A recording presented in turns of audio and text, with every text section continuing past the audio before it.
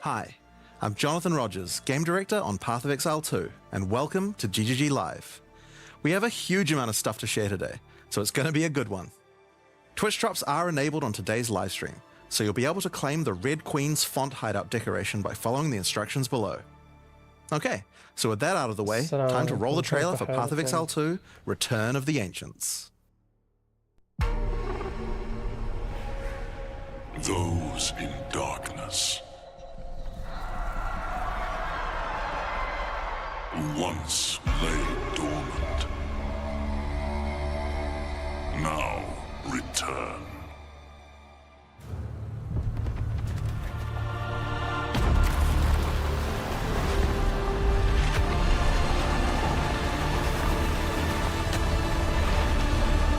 We who came before rise again. Behold, the first edict. The first edict.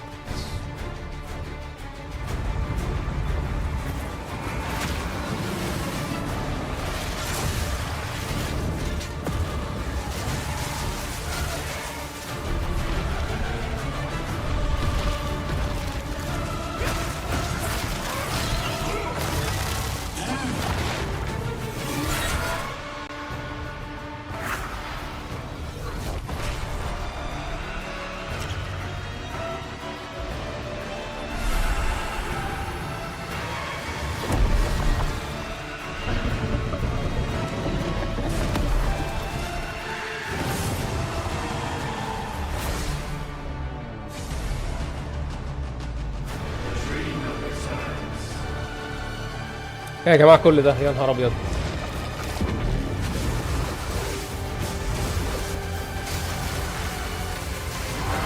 We become one.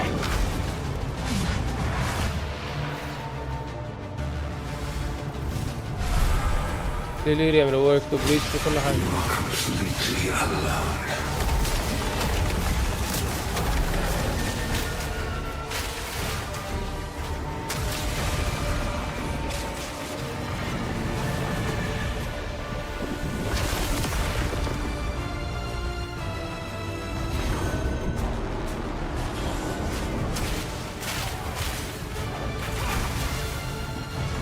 اوه 25 كالجورن سكيلز. I remain loyal to the king. Expedition rework.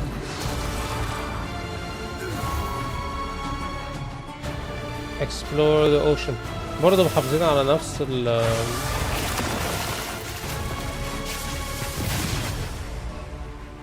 Hunt like it's your last. Continue the search.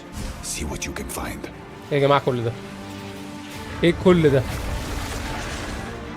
ايه كل ده؟ كل دي حاجات 15 نيو بوسز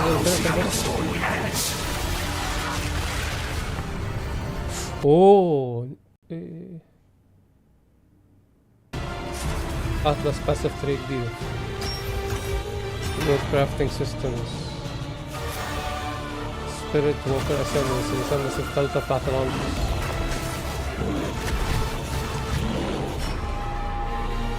اوه مارشال ارتست المونك 40 نيو يونيكس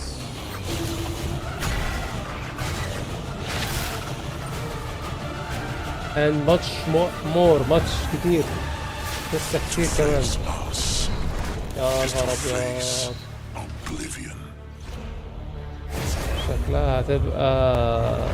شكلها هيبقى ليج رهيب.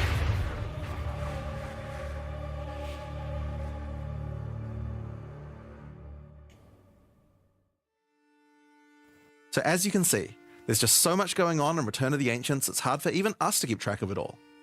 Now, we promised that this one was going to revamp the endgame, and I'm very excited to talk about it. But first, we've got to talk about the League. So to do that, I'm going to hand things over to Mark. Hi, I'm Mark Roberts, Game Director on Path of Exile. Now, for those of you who are new to Path of Exile, each time we release an update, we also release a new league.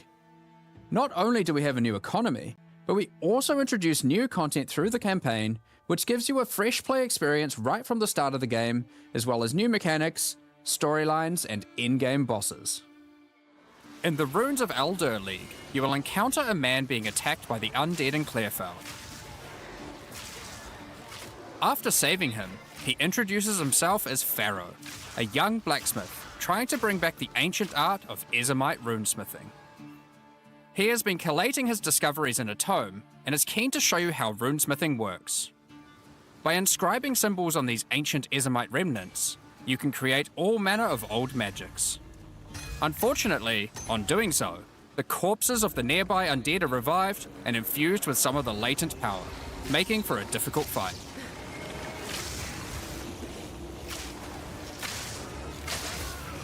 After defeating these monsters, Pharaoh realizes that runesmithing is a dangerous business, and he is going to need the help of someone a little more martially inclined to discover these secrets.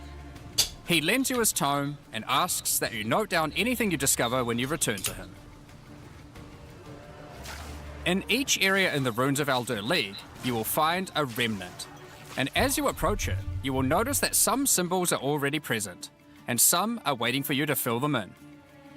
Depending on which symbols are already present, you will have different options for which items you can create using this magic. For example, if you combine Tempest and Lightning, you can create an Orb of Augmentation.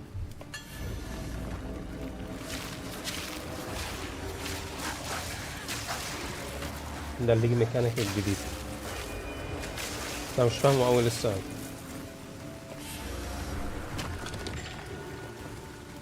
But be careful. The symbols used to craft the items also empower the monsters around the remnant, who will be revived as undead to fight again with different properties depending on what runes you used. So, if you use a fire rune in your recipe, the monsters will be empowered with fire. Or if you use a moon rune, lunar beams will rain down as you fight the monsters.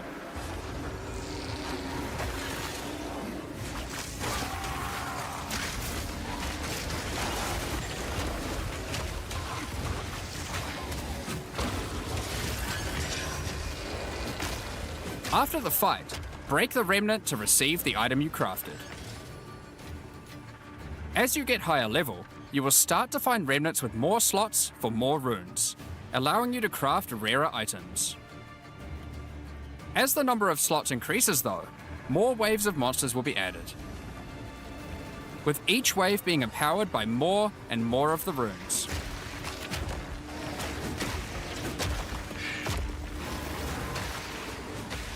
And this can get pretty dicey, because some of the runes can have powerful effects.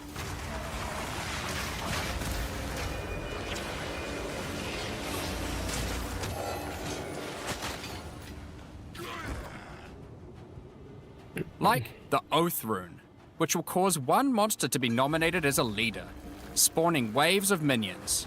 The leader itself will be invincible, but killing its minions will deal damage to it.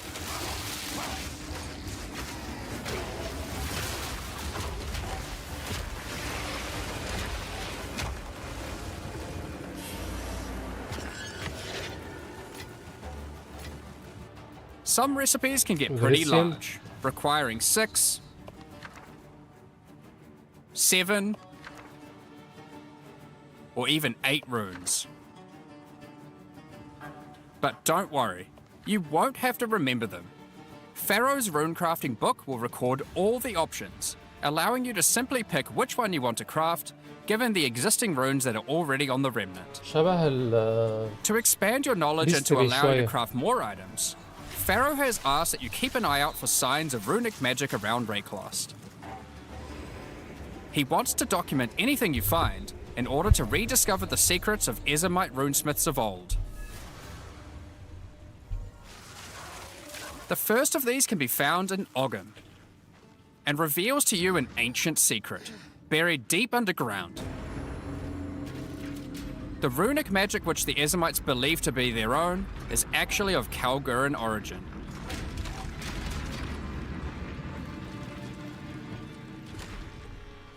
Thousands of years ago, the Kalgurans came to Rayclast to find sources of Verisium, a metal on which engraved runes allow control over reality. Pharaoh is determined to learn these ancient ways and gain mastery over them. If you can bring him more Verisium, he'll be able to use it to smith power into any armor, granting you runic ward, the power harnessed by the Kalgurans since ancient times. influence. بدأ يبقى Runic في ward influence is في a اللعبة new زي في resource on. that protects you from death. Should you run out of life, your runic ward will kick in, sustaining your body until your life can return. It effectively acts as an extra life pool. حلوة Of دي. course, دي اللي should you تلعب take hard enough core. damage to run out of that, you will still die. Every single piece of armor in the game can be upgraded this way. Even uniques.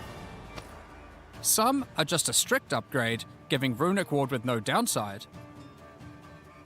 Others are more extreme, sacrificing defenses to get a much larger amount of runic ward. There are even some that add new modifiers to uniques entirely, making them much more viable for higher level play. But the Kalgurans use runic ward for more than just a defense. It can also be used to power many other magics. Instead of using gems created from corruption, the Kalgurans used runes of power and fueled them with runic ward. Many of the options available from remnant crafting are new types of Kalguran skills that exclusively spend runic ward to wreak havoc. An example is Triskelion Cascade.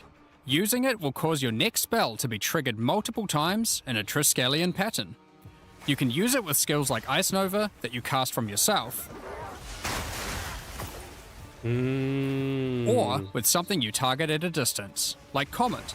Oh, There are Comet, also nice. skills to modify existing effects using runic magic, like Frost Flame Nova.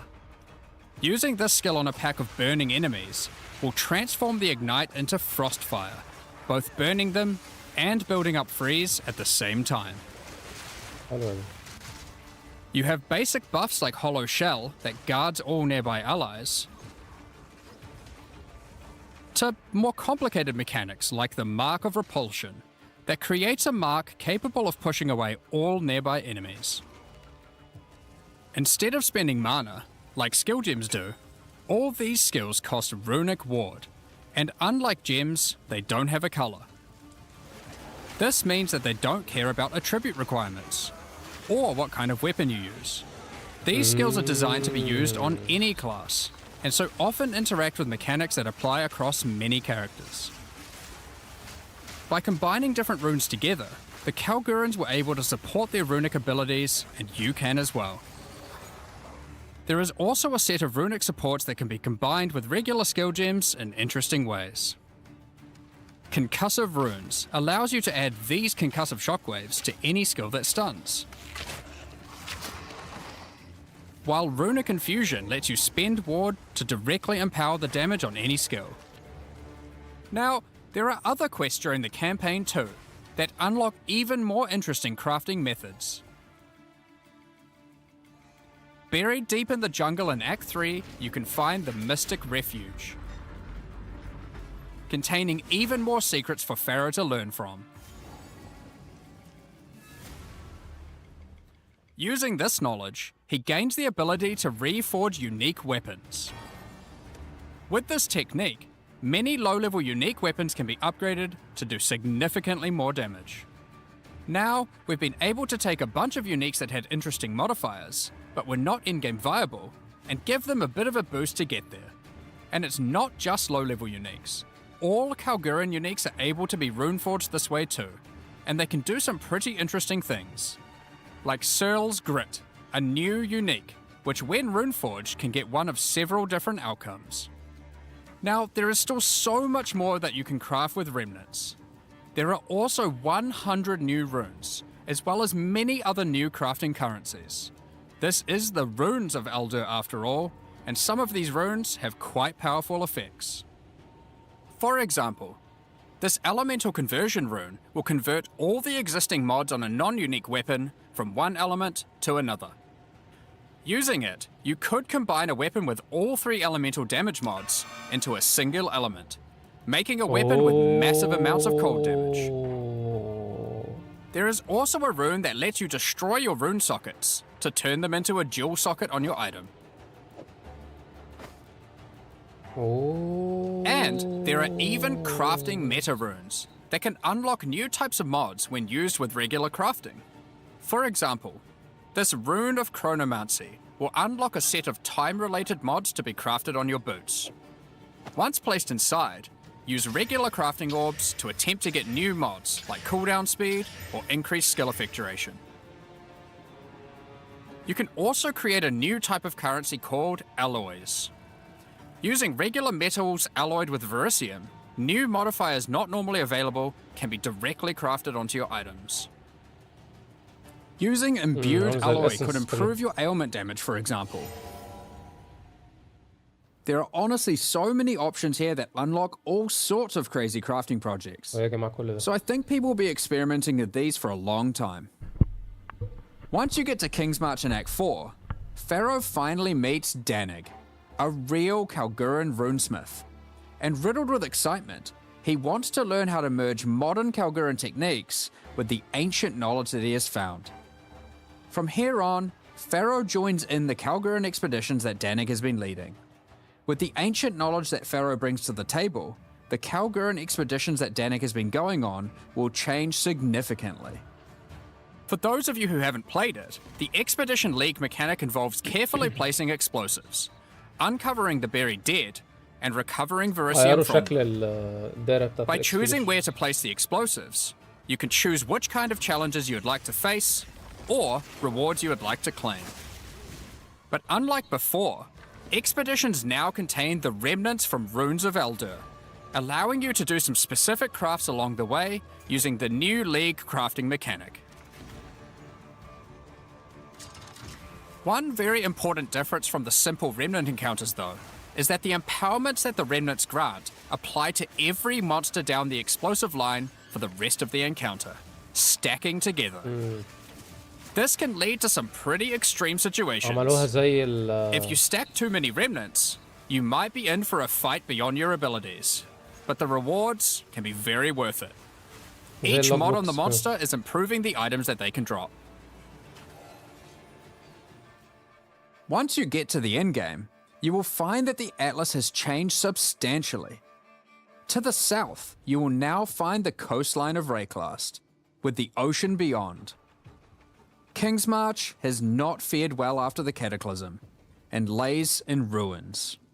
Rog's shop has been destroyed, but he is much more concerned about his wife, Gwenin. He would like to launch an expedition deep into the ocean to find her, and this begins a new major mechanic for Expedition, exploring the ocean. Previously, a logbook was a single encounter. Now, using a logbook, you can send ships to explore an area of the ocean to the southeast, uncovering a range of islands to begin your search for Gwenin. You can hop from island to island, doing many new encounters. There are islands with expeditions, grand expeditions,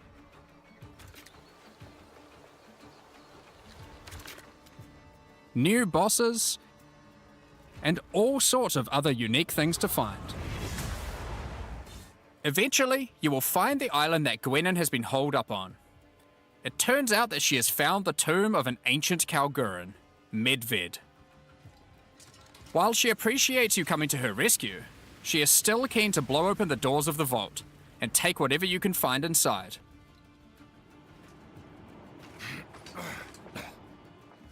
It's just a shame that Medved isn't as dead as you previously assumed.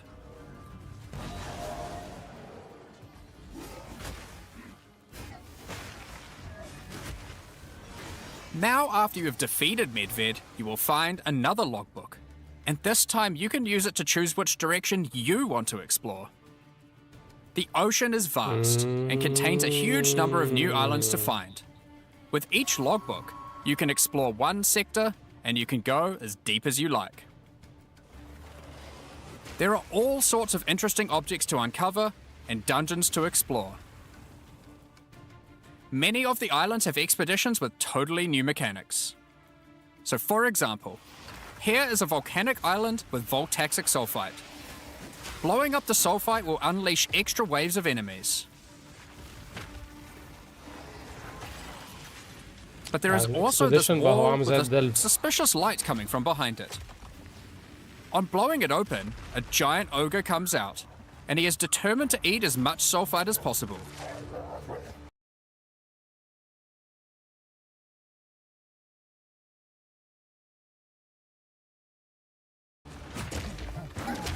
The more sulfite mounds that you have blown up, the more empowered and the more rewarding he will become.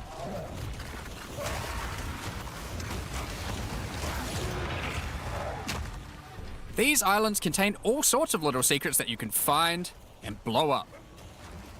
Free trapped wisps, blow open root doors, even raise ancient precursor technology. And of course, more bosses. There are more and further vaults to blow up, and one of them in particular is pretty important. The Tomb of Uhtred, the Star Drinker.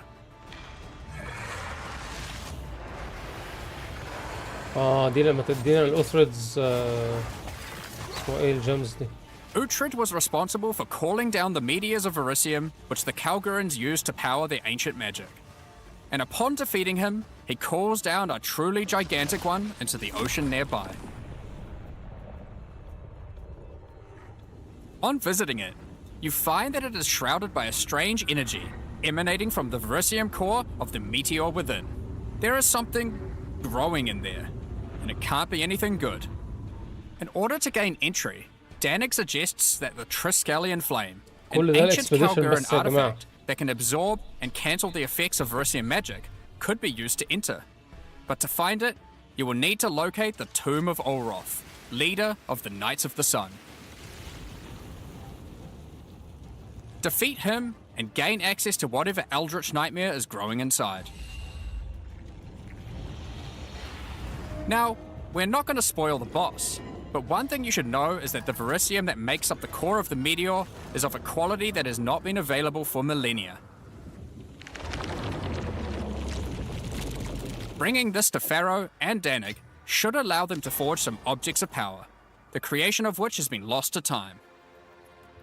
So that's the League, and there is a lot going on. The League. To sum all that up, there is a new encounter with over 30 new monster types and over 30 new rune modifiers to enhance them. You can create more than 100 new runes to craft your gear, as well as dozens of other new currency items. And there are new quests added to the campaign to unlock even more new crafting options. Rune forging armors, upgrading uniques, dozens of new Kalguran skills and supports,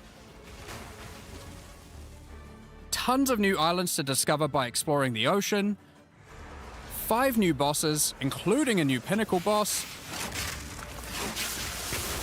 and a bunch of new uniques to top it off. ليج ميكانيك كبير قوي الصراحة. But there is still a ton more to come. It's time to talk about the massive changes to the endgame. But for that, I'll hand it back to Jonathan. قول لي بقى على الاند جيم بقى.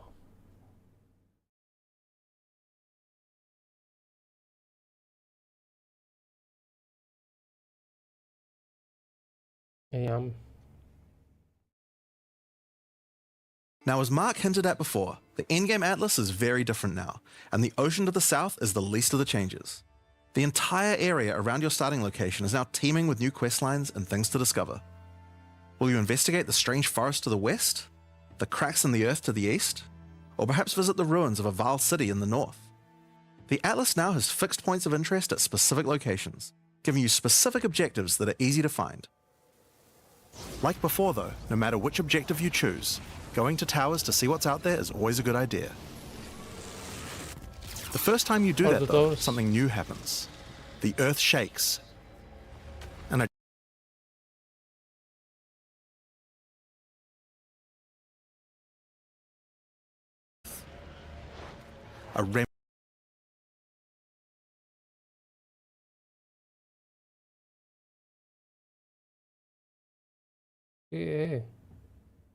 up ancient machines, fight new and deadly foes, discover many new areas, and uncover some dark secrets. Now, the Fortress is the first of the new full in-game storylines that we're adding in 050, and there's a lot going on with it. But not only that, it has some pretty cool new mechanics as well. The areas inside the Fortress are special. Many of them have new mechanics or rewards that they grant. Like this map, where all the rares are contained in essence crystals. Or this one, which replaces all monster packs in the area with strongboxes. Or this one, which spawns in as Mary Spirit that always moves on from a rare after you kill it, allowing you to chase it through the entire map.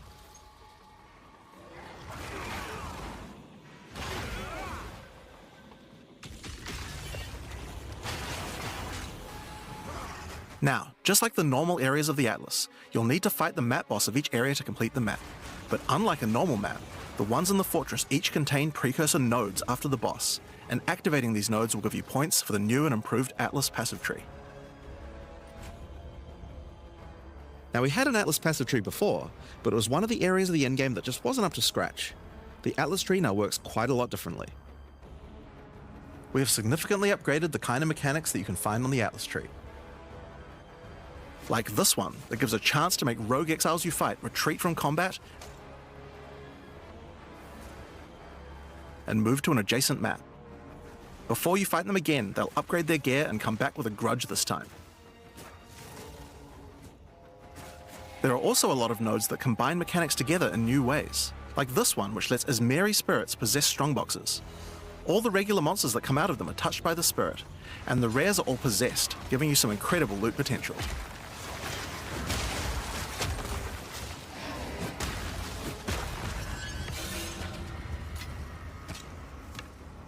You get points from every single area you complete in the Fortress, and unlike before, that means you can allocate the entire Atlas tree. Yes, this whole tree can be yours. This change is pretty important, since it allows us to be able to create many types of bonuses that we wouldn't have been able to create before. Like this one, which gives a chance for cities to be invaded by another faction, and can even allow it to contain 2 faction leaders, allowing you to get 2 crisis fragments. If we'd done this kind of thing on the old tree, we would have wanted to spec into it before running a city map, then unspec out of it before running anything else. With full allocation, we can have cool bonuses like these. Now obviously we still want to make sure that you have choices that define your in-game Atlas build. So many nodes in the Atlas tree are now multi-choice. Everyone will get the node, but which bonus you choose to use is up to you. Do you want your powerful boss maps to contain more essences, summoning circles, or rogue exiles? But there's also nodes that contain more unusual things. So for example, on this node you can choose. Do you want to give a chance for shrines to instead be given to the map boss in the area, making them more challenging but dropping special loot? Or would you rather give a chance to be given a shrine buff before entering boss arenas, making for an easier fight?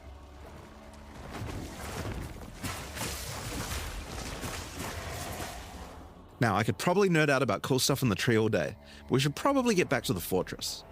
Now, one of the really important things we wanted to do was make it so that all the boss fights in the endgame are now accessible with a quest line. That means that to fight the Arbiter of Ash for the first time, you don't need to get lucky by finding keys. They will be in fixed locations and there's a quest to get them. But the Arbiter of Ash is no longer the pinnacle of Path of Exile 2.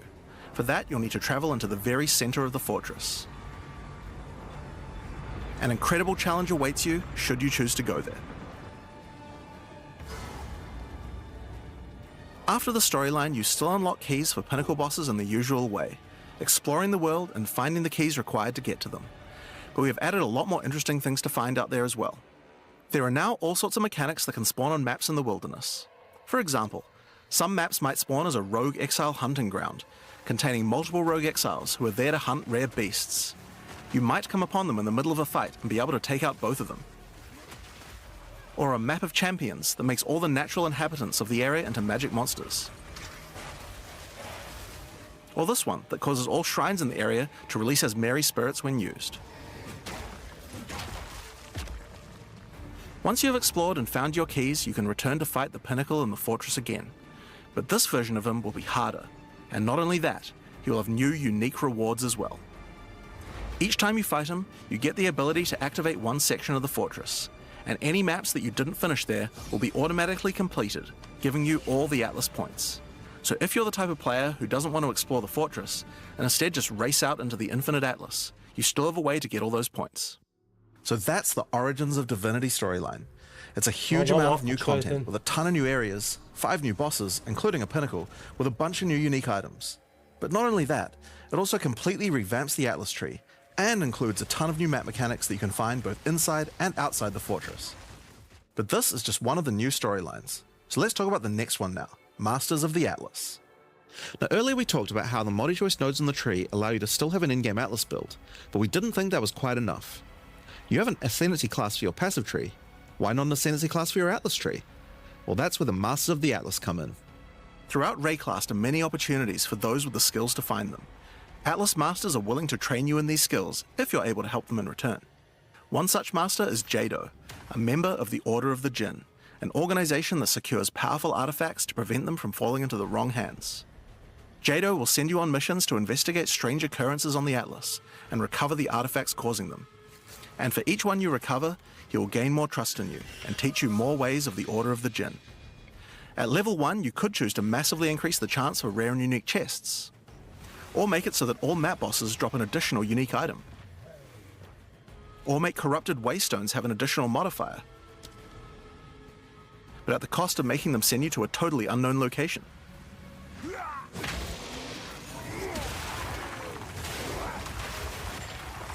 Each mission you complete for Jado will unlock another row of abilities and give you another point to allocate, letting you choose how you want to specialize. But there are other masters too. For example, Hilda. Hilda is a member of a guild of monster hunters. She will send you on missions to assassinate specific deadly creatures around Rayclast and harvest their parts. In exchange, she will teach you her monster hunting skills, like this one, which adds a 25% chance to upgrade any map boss to a powerful version. Or this one, which makes his Marian spirits no longer possess rare monsters, making them go for the unique bosses in the area instead. You might notice that many of the effects on these are both upsides and downsides.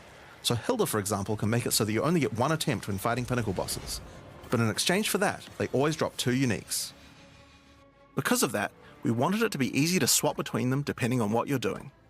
As you unlock each master, they will appear on the side of the screen. Simply click whichever one you want to use to run the map, and all the bonuses you have selected for that master will be activated.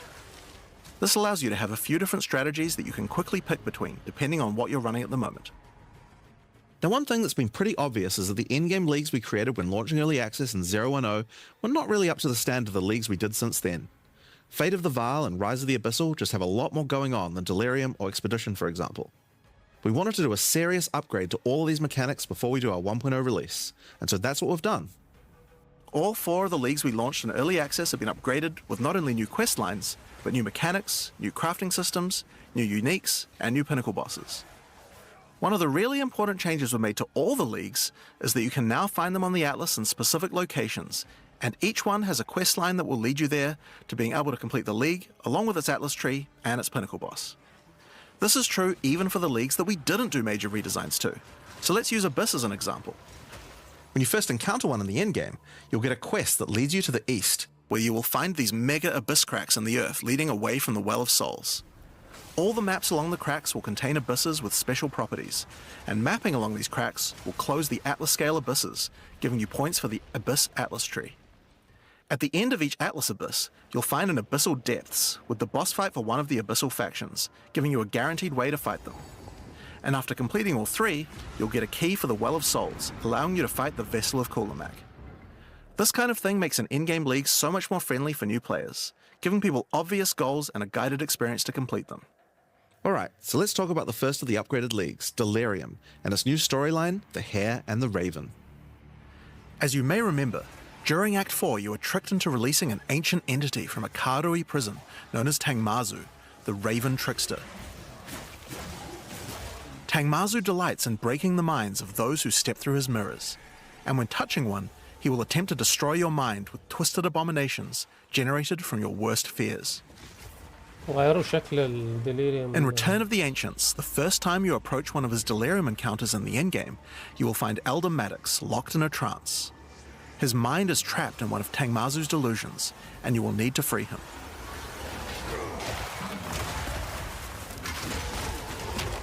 Once free, Elder Maddox demands that as you caused this problem, you should put it right. he asks you to travel west to the Withered Willow, the location he believes that Tangmazu first gained his powers. But be careful. As you travel there, the Raven Trickster will attempt to break your mind. Each map around the Withered Willow features delirium encounters.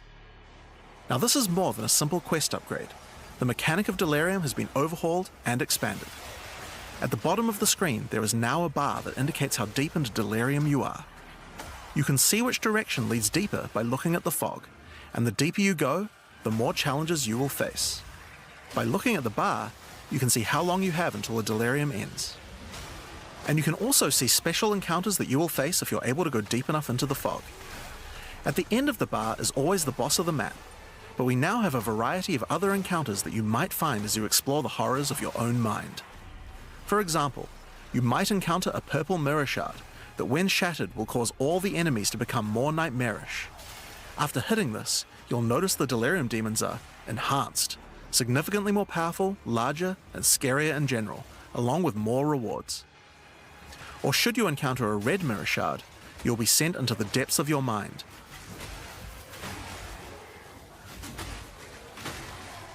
And must escape it while fighting off hordes of your worst fears.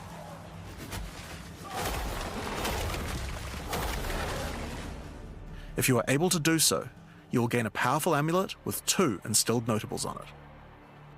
Once you reach the Withered Willow, Elder Maddox discovers that a shard of the mirror is missing. You will need to track down Tangmazu and restore it if you have a hope of discovering how to defeat him, and that means entering the Raven Trickster's mirrors in an attempt to locate him. Each area around the Withered Willow contains delirium encounters, so that's a good place to start. As you do deliriums, some of the special encounters will drop liquid emotions. Normally these emotions can be used to install amulets to add notable passive buffs to them, but in Return of the Ancients, emotions have a new function as well. Each one now has the ability to add crafted mods to jewels, allowing you to add specific mods to an item slot that can be quite difficult to roll. For example, Liquid Despair will allow you to add critical hit chance, while Liquid Suffering will allow you to add movement speed or Air of Effect to your jewels, but there are many more. Once you've done enough delirium encounters, the location of a Grand Mirror, an entrance into Tangmazu's realm, is revealed, but it won't be that simple to enter. Using his powers, he reflects the map boss for a ridiculous empowered fight, then destroys the entrance into his realm of madness.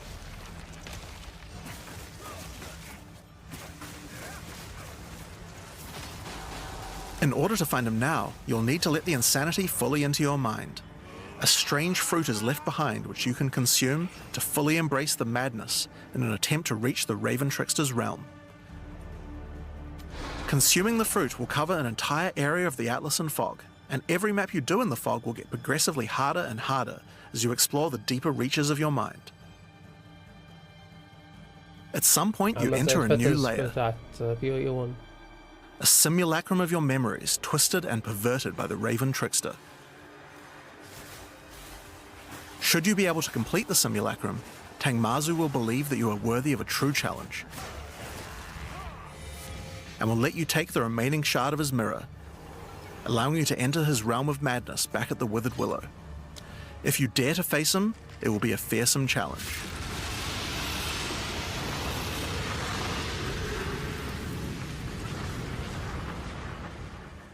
So, that's the new storyline of Delirium. As you can see, it's not only a quest line, there are new mechanics, new crafting options, and new boss fights. But one question you might have is, what happens after? Well, once you've completed the story, grand mirrors will start appearing on the Atlas sometimes after completing delirium encounters. After doing the grand mirror, you can select where on the Atlas you want to do your fruit-induced drug trip and get another key to fight Tangmazu. But this time, the fight will be quite a bit harder, and not only that, the fight will be able to drop a bunch of new uniques that were not available in the questline version. We'll show some of those later. After doing a grand mirror, the decision of where to spread the fog can be important, because there are some potent emotions that only come from certain map bosses affected by delirium this way. Like all emotions, they can craft special mods onto jewels, but these potent emotions can create mods that you can't get any other way. So for example, Potent Liquid Melancholy is an emotion that can only come from human bosses, and allows you to add a variety of on-hit effects. Also, you might want to try instilling amulets with these emotions. They could have some interesting effects, with some powerful notables that do not normally exist on the tree. like Storm's Rebuke, which makes armor break boost your cold and lightning damage. But also notables from a clearly deranged mind, like Calm's Blessing. This skill allows you to ancestrally boost fire spells after using a Warcry. How about using an Ancestral Flame Blast? Now, just like before, you can also upgrade the League by getting points for a dedicated Delirium Atlas tree. But this now works in a much better way and has much cooler effects. The maps in the Delirium area of the Atlas give you Delirium passive points for completing them, so it's easy to see how to progress. Some nodes will add new types of mirror shard encounters to your Deliriums. Like this one, which will pause the Delirium for some amount of time, allowing you to more easily get to higher depths. Or this one, which adds extra Delirium modifiers to monsters when you pick it up. There are also nodes that can add new types of drops, like this one, which modifies Simulacrum encounters to add special liquid emotions, which can craft time-lost jewels.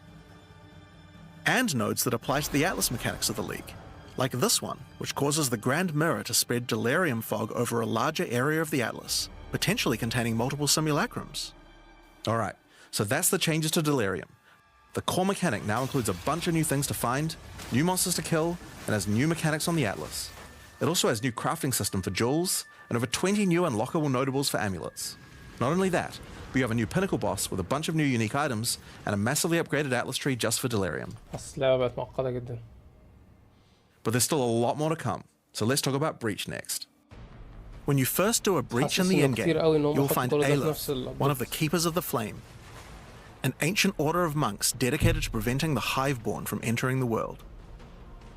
As you seem to be a keen slayer of demons, Aelith would like to recruit you to the Order and asks that you travel to their monastery to the south. On the way there, you'll start to encounter more breaches, and will notice one of the first changes to the breach mechanic. You still have to kill monsters as fast as you can to keep the breach open, but now you can visibly see how much time you have left to keep it open, and how each kill extends its duration. Once you've reached the monastery, you will learn more about the Keepers.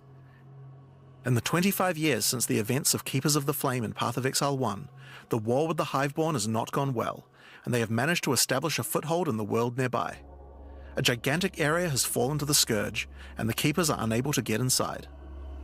Inside the monastery is the Genesis Tree, a powerful asset to the war effort, stolen from the enemy and gifted to the Keepers by the Dreamer himself.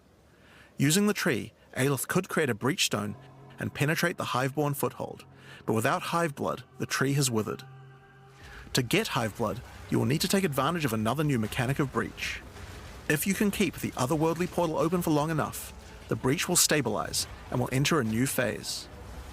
The Hiveborn will send their toughest miscreations to defeat you, and the breach will not close until you can annihilate them, dropping Hiveblood that you can use to restore the Genesis Tree.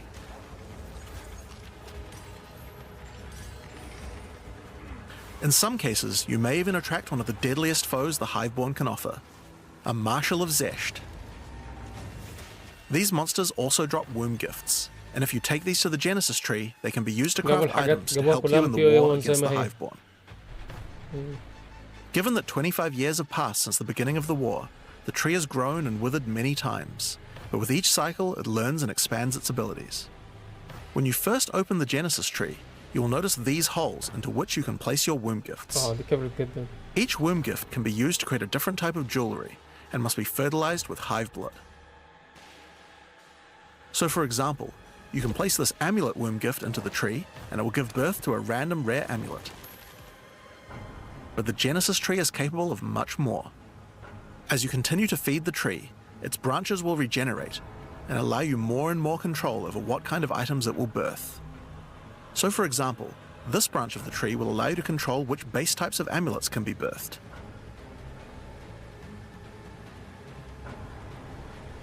And as you go deeper, it will even allow you to create new base types that you can't get anywhere else.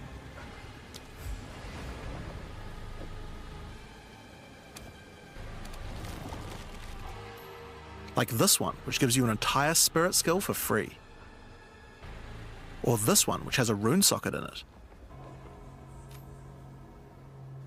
To the left and right are branches that will let you control which mods the amulet can get, including making sure that they're higher level, or controlling which specific mods that they will always have. With 15 points to allocate, You will have to choose wisely how you want to specialize your crafts, but it's worth noting that this tree doesn't have any cost to respecking it. You can enable or disable the nodes at any time by clicking on them. On rings, we've also added some really interesting new crafting options as well. You have a bunch of new base types like these, but you also have entire new classes of mods that can be added. The right-hand branch of the ring tree adds an entire new set of caster mods to rings. From basics like extra elemental damage for spells, or more niche options like this mod that increases the rate you gain seals for Unleash.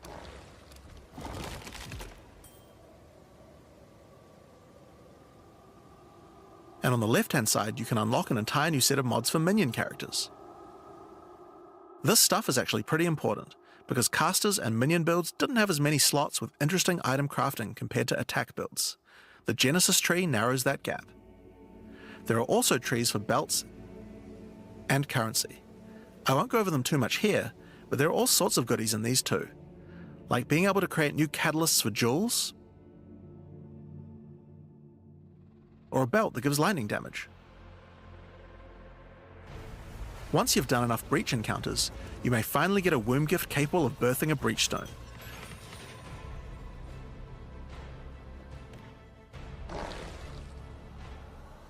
And you can then use it on the Hiveborn incursion.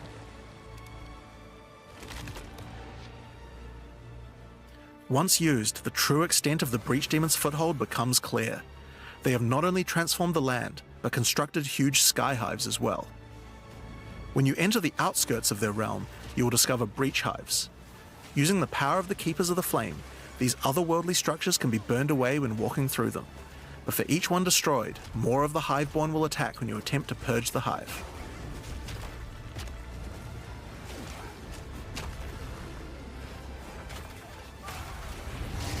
These encounters are particularly rewarding for womb gifts, so you'll want to do as many of these as you can. But your real goal are the sky hives deeper into the domain.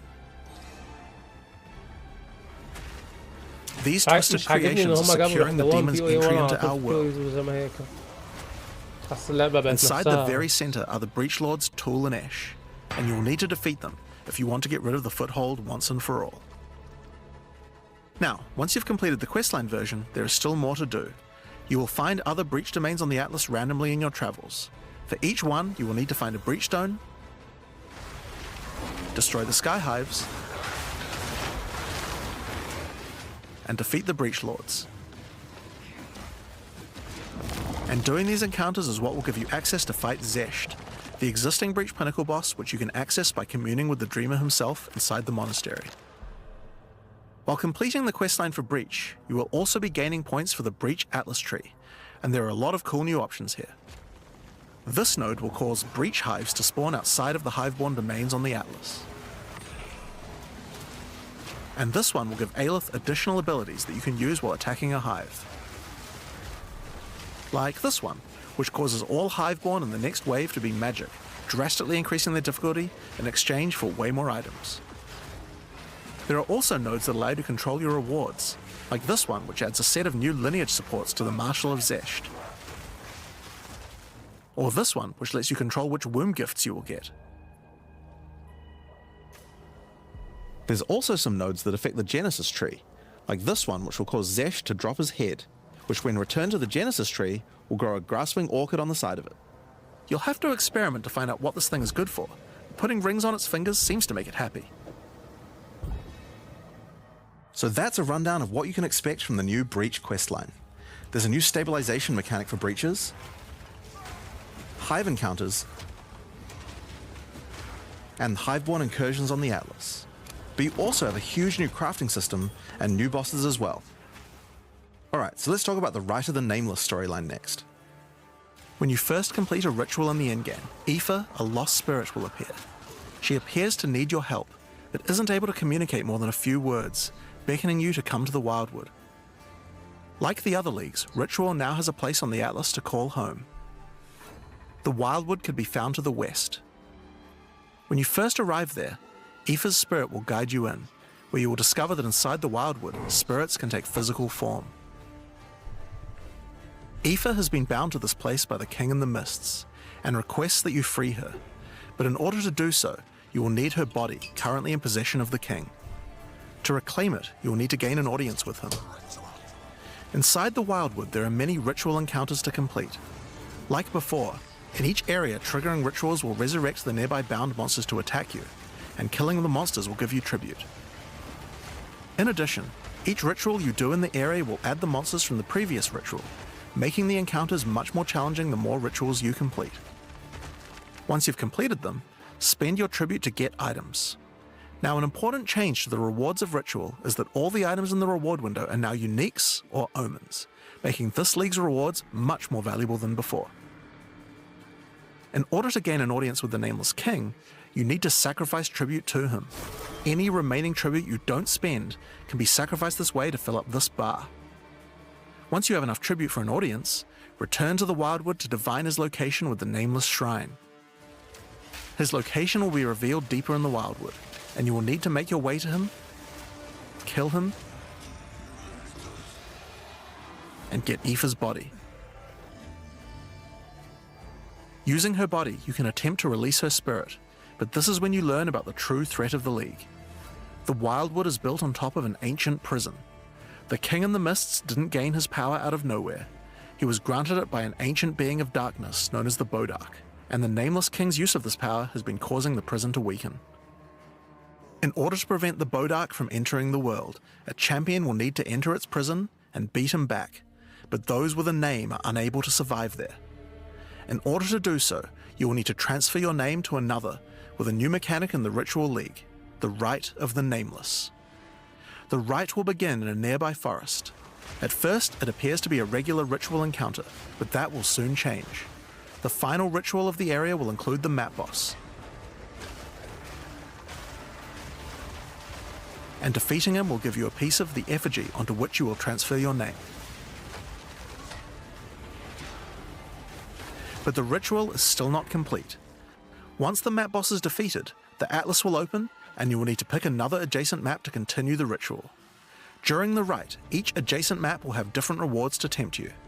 So for example, if you go in this direction, you gain significantly more tribute, but if you go in this direction, the uniques in the reward window will turn into currency instead. You can also sometimes get offered specific items that will be added as rewards. So in this case, you'll have to choose if you want to get 5 Chaos Orbs or a Mage Blood. A difficult decision, I'm sure. Now, as this is one continuous ritual, the encounters in the next map won't start from scratch. They contain all the monsters that were gathered from the rituals of the previous map as well, making them harder and harder. And that includes the map boss too. You will need to defeat both map bosses in the final encounter for your next effigy piece. And it still doesn't end there. Pick another map, another reward, and add another map boss to continue until the ritual of the Nameless is complete. It will take 5 maps in all, and will be an incredible challenge. But once complete, you can return to the Wildwood to perform the final rite. Transfer your name to the effigy, adorn the crown of the Nameless King, and enter the prison. Now of course, once the Pinnacle boss is complete, the League doesn't end there. As you do rituals on the Atlas, you can continue to give tribute to the King in the Mists for another audience.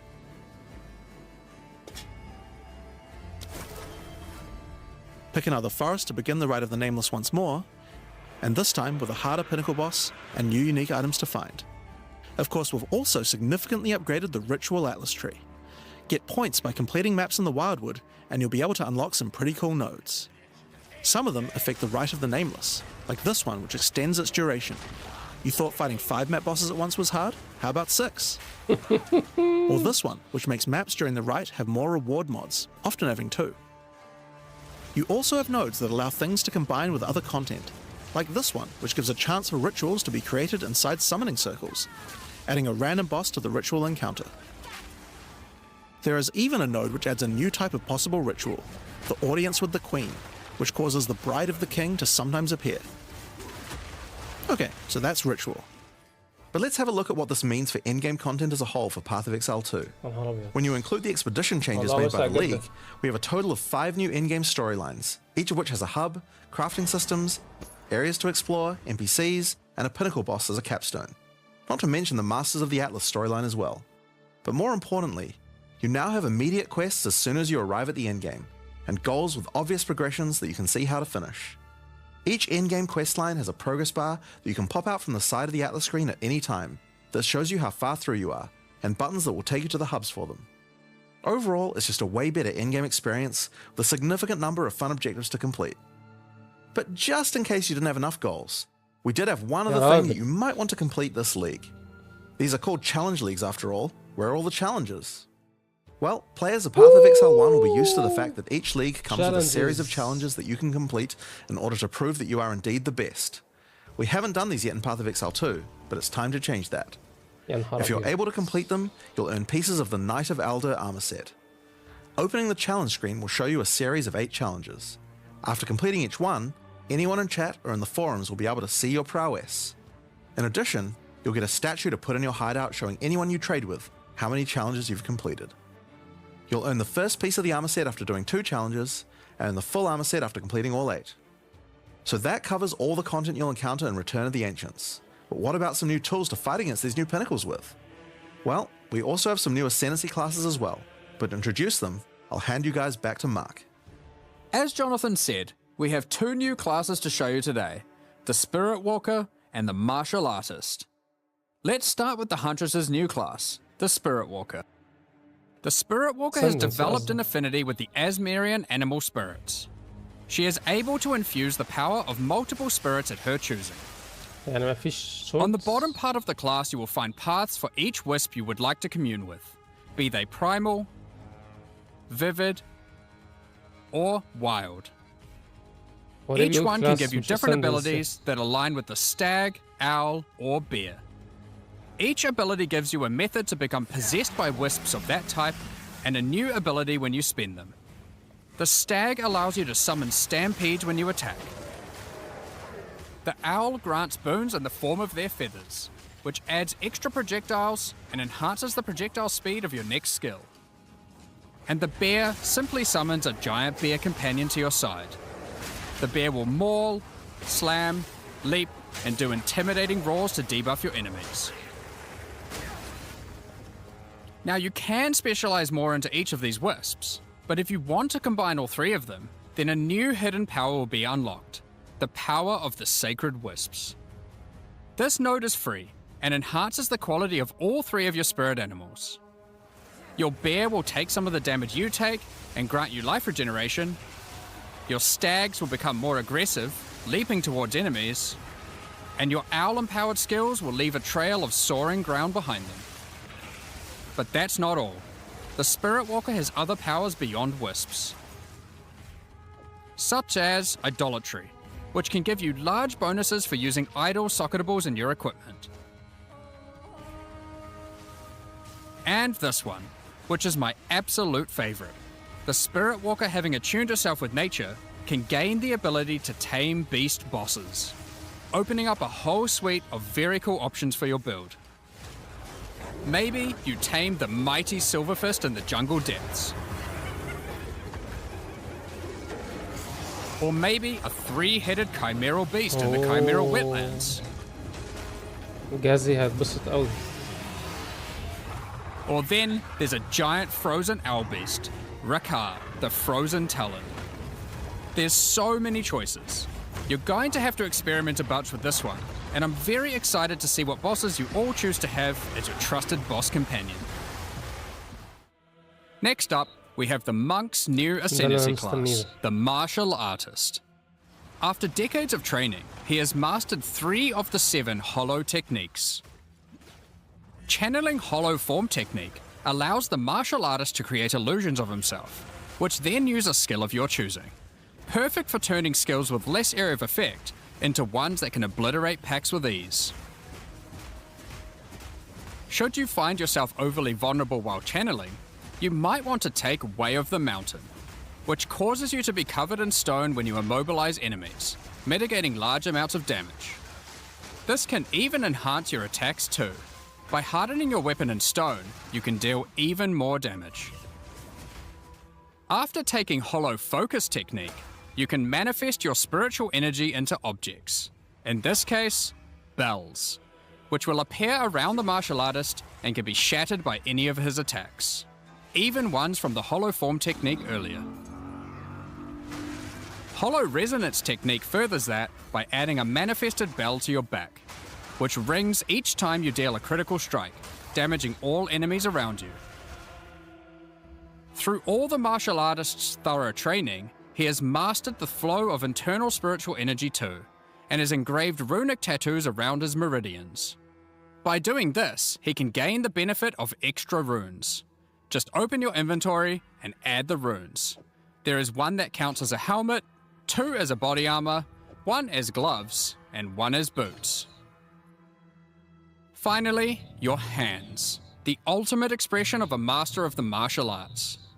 Taking Way of the Stone Fist will cause your gloves to become a new base type when equipped. Each modifier on the original pair of gloves has an equivalent, more powerful, and more impactful modifier. For example, these gloves add some physical damage, cold damage, lightning damage, some resistances, and life gain on hit.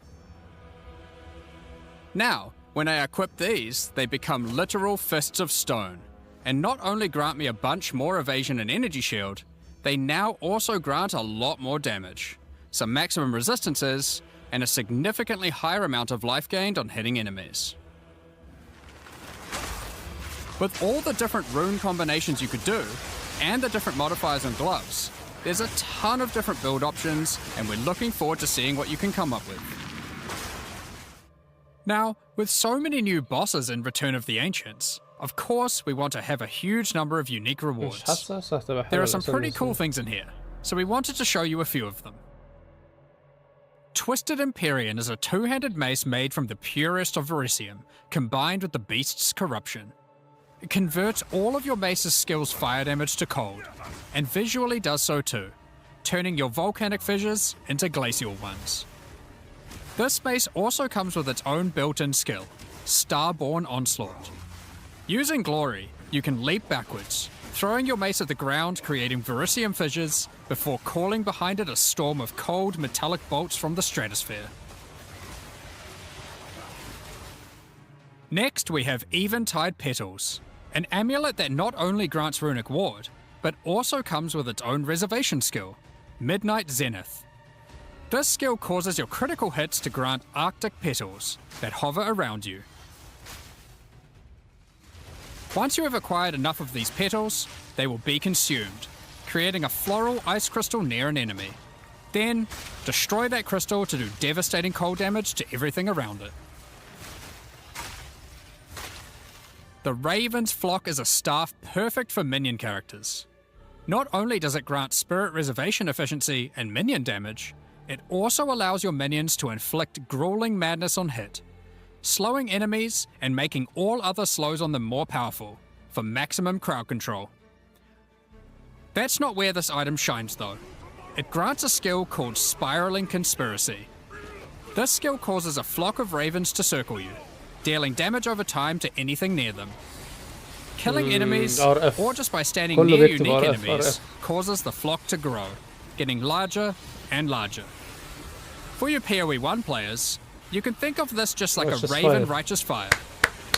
That's not all, however. These ravens are also minions, so they fully scale with minion damage and come with their own command skill, Mad Flight. This command skill causes your flock to create a tunnel of deathly damage between a set of illusory mirrors, obliterating anything in between.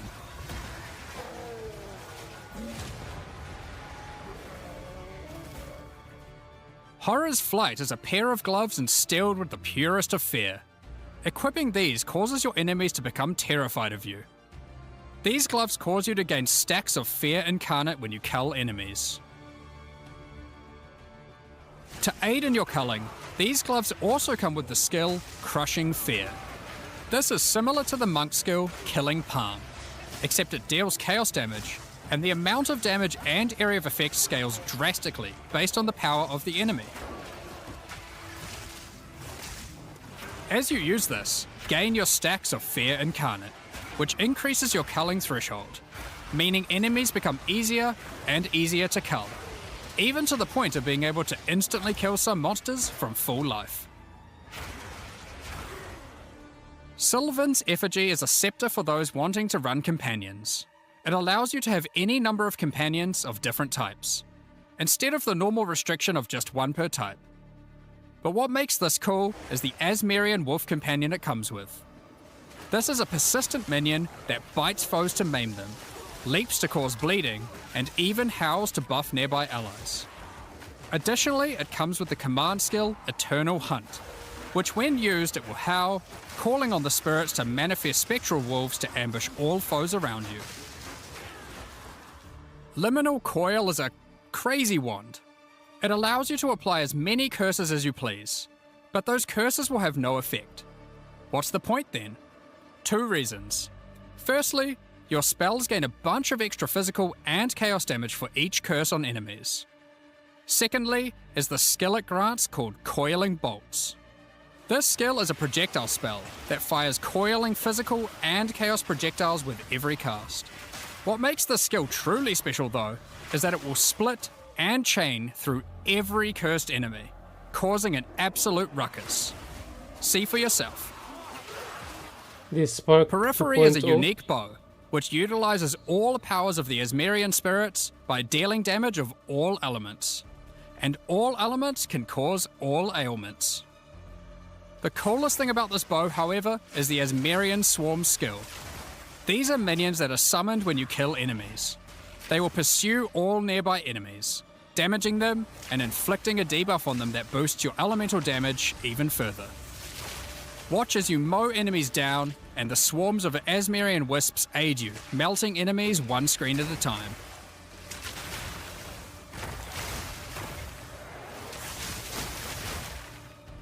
The Ordained is a new spear, mastering in physical and lightning damage, with high critical strike chance too. This spear allows you to leech life not only from physical damage, but lightning too. It also creates a fragment of divinity nearby periodically. What are those? Well, this spear has the skill Righteous Descent, which is an epic, divine leap, aided by angelic wings. If you use the skill when a fragment of divinity is nearby, it will become empowered, dealing significantly more damage, gaining massive area of effect, and bypassing its cooldown. When fighting a boss, let a bunch of the fragments spawn, and then just unleash your divine havoc, obliterating them. Last, but not least, we have a new unique jewel, Voices. Voices is simple. It consumes 1 jewel slot to add more. There are versions that add 2 jewel slots, 3 jewel slots, and for those who are absurdly lucky or rich, one with 4 jewel slots. Equip it and notice the slots appear next to your character's portrait in the center. One of the things we are concerned about is how long it takes for experienced players to replay through the game in each new league. As we learned from Path of Exile 1, one of the things that can really help is having elements in the campaign that tell you where to go, if you know what to look for. We'll cover just one example per act for Acts 1 to 3, but there are many more than just these. For example, Hunting Grounds in Act 1 is a large, sparse area, containing multiple entrances and landmark encounters. Here's an example of some of the changes we've made here. Finding the ritual encounter in this area isn't too difficult. Now after completing it, a trail of locusts will lead to the entrance to Freythorn. Just follow it and find the source of the evil. You may also find corpses of dead animals, killed and pecked at by the crowbell. You'll notice a trail of blood leading away from them. Follow the trail and it will lead directly to the boss. We even put a signpost on the road to tell you which way to go to find Ogham Village. In Act 2, in the Mastodon Badlands, you need to find the Lightless Caverns and track down the Abyssal. Now to make this quicker, in the level you'll find these cracks. Just follow them, and it will take you right to their lair, allowing you to find and unlock the Well of Souls. In Act 3, the jungle areas have camps of explorers to sell you items. However, they are now even more useful. By talking to the explorers, they will point towards the next area. Not only that, but it will also reveal it on the minimap, so you can know exactly where to go. These are just some examples. We plan to do more and more of these over time in order to streamline the experience. Now, as this is an in-game expansion, it makes sense that we would work on Atlas QOL. We've added a search box that updates live as you type. Have a specific map you want to run? Now they will be much easier to find. If there are multiple maps, hitting enter will move you from map to map. Now, making a character build in Path of Exile 2 can be pretty complex. And instead of designing a build yourself, many players enjoy following online build guides. We have a pretty awesome community that has built many tools over the years for designing builds, but we wanted to improve the experience of following them. So, we are introducing a new build guide system directly into the game client. ايوه بقى. Here's how it works. Community creators who write build guides can now create a new file format, a build file. Once downloaded, the builds appear in the in-game client, and selecting one will show you everything you need to know to make that build. So you can see all the passives you need to allocate, ascendancy points you need to take, skill gems you need to equip, and recommendations for all the support gems you need to use as well. For items, the build designer can specify which uniques to use in each slot, or if needed, just add some notes to the item slot to say what kind of item you need. In fact, build creators can add notes to just about any of these areas, allowing them to explain different trade-offs in context, or just give more info about how these things should be used. They can also give level ranges to each element, allowing recommendations to change over time. Great for builds that need to respec after they reach a certain level. Now, all of this is written in a standardized build format that creators can use, and we imagine that a lot of community build tools will be updated to add support for this format. Now that we have trade market searching built into the in-game client, we have added the ability to price check items you can find more easily. Control-Alt-clicking an item will now search for it on the trade market, showing you the current prices. For rare items, it's handy to exclude some mods, so we added the ability to enable and disable each mod so you can see what effect each one has on the price. Next up, we're going to be talking about the new supporter packs for Return of the Ancients. Today, we're launching two new series of supporter packs, the Blood Reaver and Divinity packs. Each tier contains the pack's full face value in points, alongside several exclusive microtransactions. As always, the microtransactions in these packs are purely cosmetic and do not affect your character's power or progression in any way. The Blood Reaver series of supporter packs contains 6 exclusive microtransactions. Let blood fuel your bloodshed. The Exsanguinator weapon effect draws the blood of enemies you've slain and funnels it into your weapons. Turn the appearance of your Endurance, Frenzy, and Power charges into orbiting globules of blood with the Blood Reaver charges. While your charges are active, these blood orbs will grow in size when you absorb more blood from nearby enemies. There are options to have pure blood charges, or charges that still display which kind of charge they are at their core. A taste for blood doesn't negate a taste for style. The Elite Blood Reaver armor features crimson leathers and golden accents to set yourself apart from uncivilized leeches. It also features a back attachment, fashioned out of the wing of a colossal bat.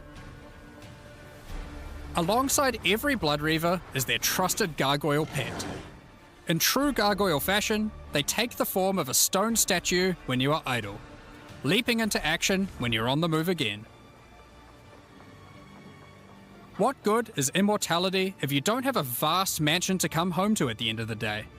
The Eternal Blood Reaver supporter pack contains the Blood Reaver Manor Hideout. This exquisite 2-story estate features an organ, a grand dining table, and cages for your visitors. You can alter the walls to create as many or few rooms as you like. Last but not least, the Servant of the Manor, eternally bound to the Order of the Blood Reavers. This henchman will manage your store, so you can spend more time spilling blood. Stop that. We won't disappoint you.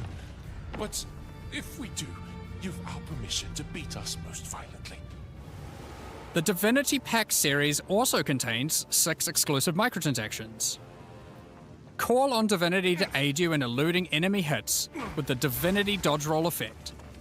As you sprint, actual Divine Lightning wings will form out of your back, leaving a trail of radiance as you engage or escape from combat.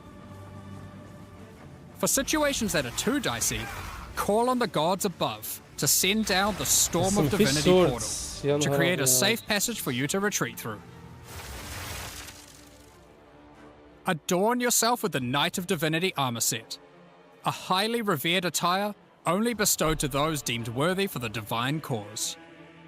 Equipping the Divine Surge character effect empowers you with a storm of divine energy. Using skills causes the storm to burst from your character, spilling raw divinity into the area around you. The Arbiter of Divinity wings are the final piece remaining to emphasize the force divinity has over this realm. This ancient precursor machine was found locked away in a highly guarded vault. Its original purpose is unclear, but it has been altered to fuel your maps using the pure, everlasting divinity within the statue. The pillars surrounding represent how many portals you have left for your map. This map device also tracks your progress as you complete the new Origins of Divinity storyline, added this expansion. Additionally, all microtransactions from the supporter packs will be made available for use in Path of Exile 1. On release weekend, we will also be releasing the Return of the Ancients mystery box, which will contain 2 armor sets, a set of map devices for your in-game adventures, a new tracking scroll that records the amount of currency you've gained from the currency exchange or your shop, and much more, like a set of finisher effects and affinity stashes. That's not all, however. The Fragment Stash tab is finally coming to Path of Exile 2, and with it comes some tabception. Inside this one tab, there's a tab for your various boss key fragments. There's also a tab for all your precursor tablets, with each type of tablet getting 6 tabs of storage. Finally, there's a tab for your Djinn barriers and inscribed ultimatums, both of which get their own 6 tabs. That's a lot of tabs. So that's everything in 050. This is by far the biggest update we've ever made to PoE 1 or 2. New in-game storylines, pinnacle bosses, crafting systems, items, ascendancy classes, and so much more. Now, because this update contains so much in-game content, we're doing significantly more testing than usual. For that to happen, we're taking a little longer than usual between the announcement and the release. 050 will be released in 3 weeks on May the 29th, with the patch notes being released on the Friday before that, on May 21st. But there's just one more thing to talk about. Now that the endgame is up to scratch, we have to start talking about our plan for 1.0 release. The feedback we've had during early access has been critical for making all the improvements that we'll be making to the game. At the same time, we had to create enough in-game content to make an ARPG that can call itself a successor to Path of Exile 1. Well, with 050, we now believe we have reached that point. And so this is going to be the last full-size league during early access. That's right, the next big update is going to be 1.0. Now, normally we would do our next big content release in August, but in the run-up to full release, our plans take a little longer on this one. As big as 050 is, 1.0 is even bigger. So we'll be launching 1.0 this year sometime after ExileCon. But that doesn't mean we won't be doing updates in the meantime. In this final phase, we have a lot of things to polish throughout the game and balance to improve. I'm sure there'll also be feedback about the new endgame that we need to incorporate too. The difference is that the focus is not going to be on adding more content like the previous updates, it's going to be on improving what we already have. But we still want to encourage people to try out all the balance changes and improvements that we're making. So we're going to be running a few event leagues during this phase alongside each update. Think remixes of existing mechanics or features. And speaking of ExileCon, don't forget to pencil it in on the weekend of November the 7th in New Zealand. ExileCon is a gathering of our players, and a chance for us to showcase everything we'll be working on for both Path of Exile 1 and 2. And this one will be particularly important for us, since we finally get to unveil some of the coolest content that we've been working on for a while now with Act 5 and 6. Tickets for the in-person event are currently sold out, but don't worry. All the announcements and talks are going to be streamed online for all of you to watch. Now, I'm personally so excited for this. This is the year that PoE 2 comes out. The campaign is finally finished. It's been 8 years to get here, but we're finally near the finish line. And with that, it's time to move on to our live Q&A.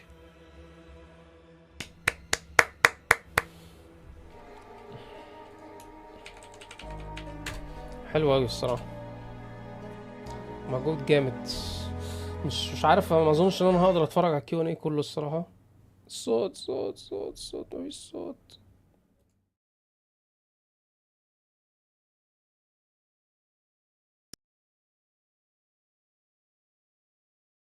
Good to sit down for a nice long Q&A once again today. We just had a teaser for Return of the Ancients expansion and its complete overhaul to just every single thing in the endgame, complete endgame overhaul. The Runes of Aldor League with a frankly somewhat confusing amount of crafting and systems and things in it. It kind of keeps going. And then we've got like the Kalguran skills that work across weapons, the extra looking ascendancies and some insane uniques and all that sort of stuff. But honestly, it's kind of easy to talk about what's not part of 0.5. So with that very elegant segue, let's do that first. So I think some people definitely had an expectation or a hope that there was going to be a new class or a new weapon type here, swords perhaps. Unfortunately, it's just the case that making a class is something that takes longer than a single cycle. So it was never going to be on the cards for 050, unfortunately. But so it wasn't even that it was moved in this case. No, it just wasn't. It just isn't something that we can do in that short amount of time. So it's going to have to be the next one before we're able to get. Well, last time you guys teased like the druid and the huntress beforehand. Exactly. Right? So it's kind of funny seeing everyone like this. Like probably the mistake we made was having a sword in the teaser for the breach stuff. I thought it was a fishing rod. yeah. So no one thought about that, but it's just kind of funny. It is a shame, but it seems like you guys have kind of. Well, you keep raising the bar on yourself as far as class design is concerned. Like, and it's not like we're not working on it in the background, right? Like that is definitely happening. I've been seeing a little bit of work going on there. We're simple people from New Zealand. Like swords, they're advanced technology that we haven't gotten yet. So we just don't understand. We're trying to learn how they work. Just trying to get on the map, aren't you? There's like a straight line. There's like some metal. These are complex things. There's a lot to figure out there. But do you care to speak at all, like kind of what your plans are in that regard as far as like classes and? I really shouldn't, just because it'll spoil the reveal for that will come. Not exactly, some of the time, but like what are you kind of hoping towards getting like from 0.5 onwards? In the lead up to ExileCon in terms of. That are you hoping to get like all of the classes in the game, just one or two more or something like that? Well, so I think that what the main focus is going between 050 and 1.0 is going to be more about like improving what we have, like polishing everything, and 1.0 is where you're going to get the like the big new content update, like that's going to include the Acts 5 and 6, it's going to include like class stuff, it's going to include like all that sort of thing, because really ultimately the main goal of what like of early access is like make sure that all the systems that we have in the game are good.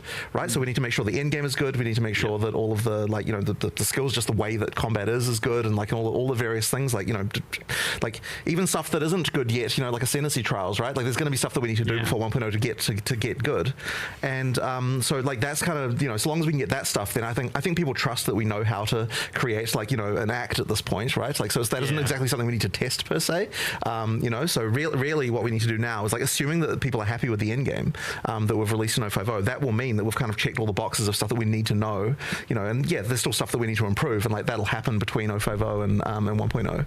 But like that's the main thing we need to be sure of. And then once we've got that, it's like now we can get the big update, the ridiculous update that is 1.0 ready. And I heard you mentioning that recently as well, that you don't feel like you really need to get the last acts in for testing. No. I mean, like know how to do that. We know how to do that. It's one of those things that like look, people saw in. Like we know what we're doing when it comes to that stuff. It's just the plan's obviously to get like those last acts in, finish the story, and have all that come out at launch in 1.0 exactly. And look, that'll be the launch conclusion to the story then. Exactly. So you have done, though, one extremely gigantic update here for Endgame. And it seems like you've done a lot all-in-one expansion. Yeah. And you've got this plan to like kind of do a little bit of like some other stuff in the interim. So why did you go for this route of trying to do so much all-in-one instead of spreading it out over, say, a couple of expansions? So in retrospect, maybe we should have spread it out. But honestly, the reason is because we wanted to actually make it so that like we wanted to deliver a patch where like this is what we expect the endgame to be. Like this is the template for what leagues look like when they're in endgame, and that kind of thing. And I feel like if we'd just done a couple of them, it wouldn't have really got that across. Like it needs to be like, once again, this is what endgame is, you know? And it really is fulfilling a lot more of what we had hoped for in terms of feeling like a world that you can explore, you know, that there's things everywhere and that kind of stuff that we had wanted for. And the other thing as well is there were just like a few things about the one.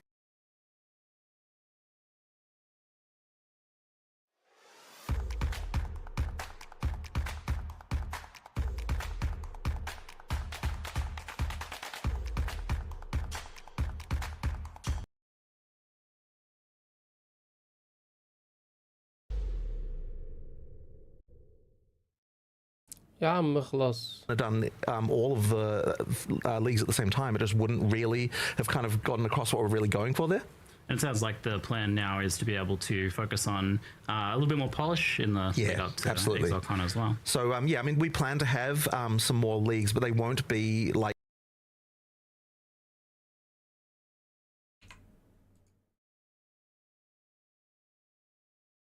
content like mega expansion type leagues. Like it's more like kind of like the 1 month event type things that we've done, and that's really just because we want to be able to, we still don't want to do mid-league nerfs, and so to be able to do all the balance changes we want to do, because there's a huge amount of balance still to do. Oh shit, they are doing balance all that changes. stuff you still need to have an economy reset, and so what we'll probably do is like more event type stuff, like remixes of existing content, but also adding stuff where stuff's missing. So for example, like we still have a lot more uniques we need to make, especially like mid-game uniques, so that kind of stuff. Like we now believe we've got the standard of where a unique needs to be in PoE 2 in terms of like, you know, and it's like way more than what you need in PoE 1 in terms of being like to reach the standard. And so now that we've got that, we can expand on that, get more uniques, sort of, you know, mid-game ones, that kind of stuff. You know, so there's stuff like that that'll be coming in the sort of the updates between now and 1.0. But yeah, like it isn't going to be the kind of like, you know, mega content craziness that we've got for OFOBO here. We have a lot to dive into as far as endgame things. While people watching live get your questions in the chat for all of that. In the meantime, I want to ask you folks about the new league, the Runes of Aldur, which this is like an expedition rework, but it's also its own separate league. This encountering remnants, uncovering these runes throughout this storyline in the campaign, and then into endgame. And I was like, really like, it's a lot. There's a lot of like crafting and items and reward types and systems and stuff going on here.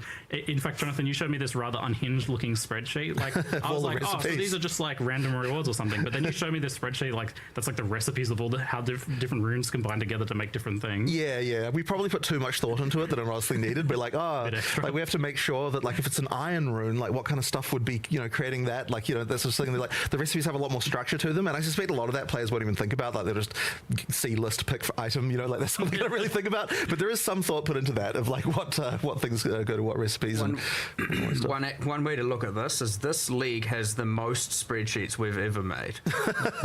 Like that's a title line, right?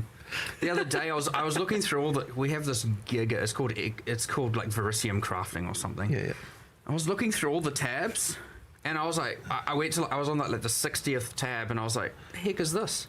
I was reading all this stuff, and it said like Mark's ideas, and I was like, I don't remember coming up with any of this. I did. There's just like pages and pages and pages of crafts and stats, and just like honestly, I've lost the plot a little bit with respect to how many just like different things we've made, and like it's honestly just been crazy. Idea writing. Some of the rune stuff is like also super bizarre. Like what's like, I don't even really understand that rune that's got to do with uniques. Like what's going on with that? It's called Olroth's Legacy.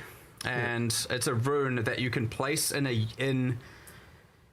Izamite and Kalgurin uniques to destroy the unique, and it takes one of the mods off of it and creates a unique rune. What? With a slightly modified value sometimes, because obviously. And then you can put that in the same item class of a I don't even know about this system. Systems just keep coming out of the there's just so many crazy crafting things going on. But it was kind of like, well, when we were designing the league, we're like, okay, we've got Kalgurans. Like, what kind of crazy crafting and magic systems would Kalgurans have, like, that would be different than the stuff that's going on in Rayclast?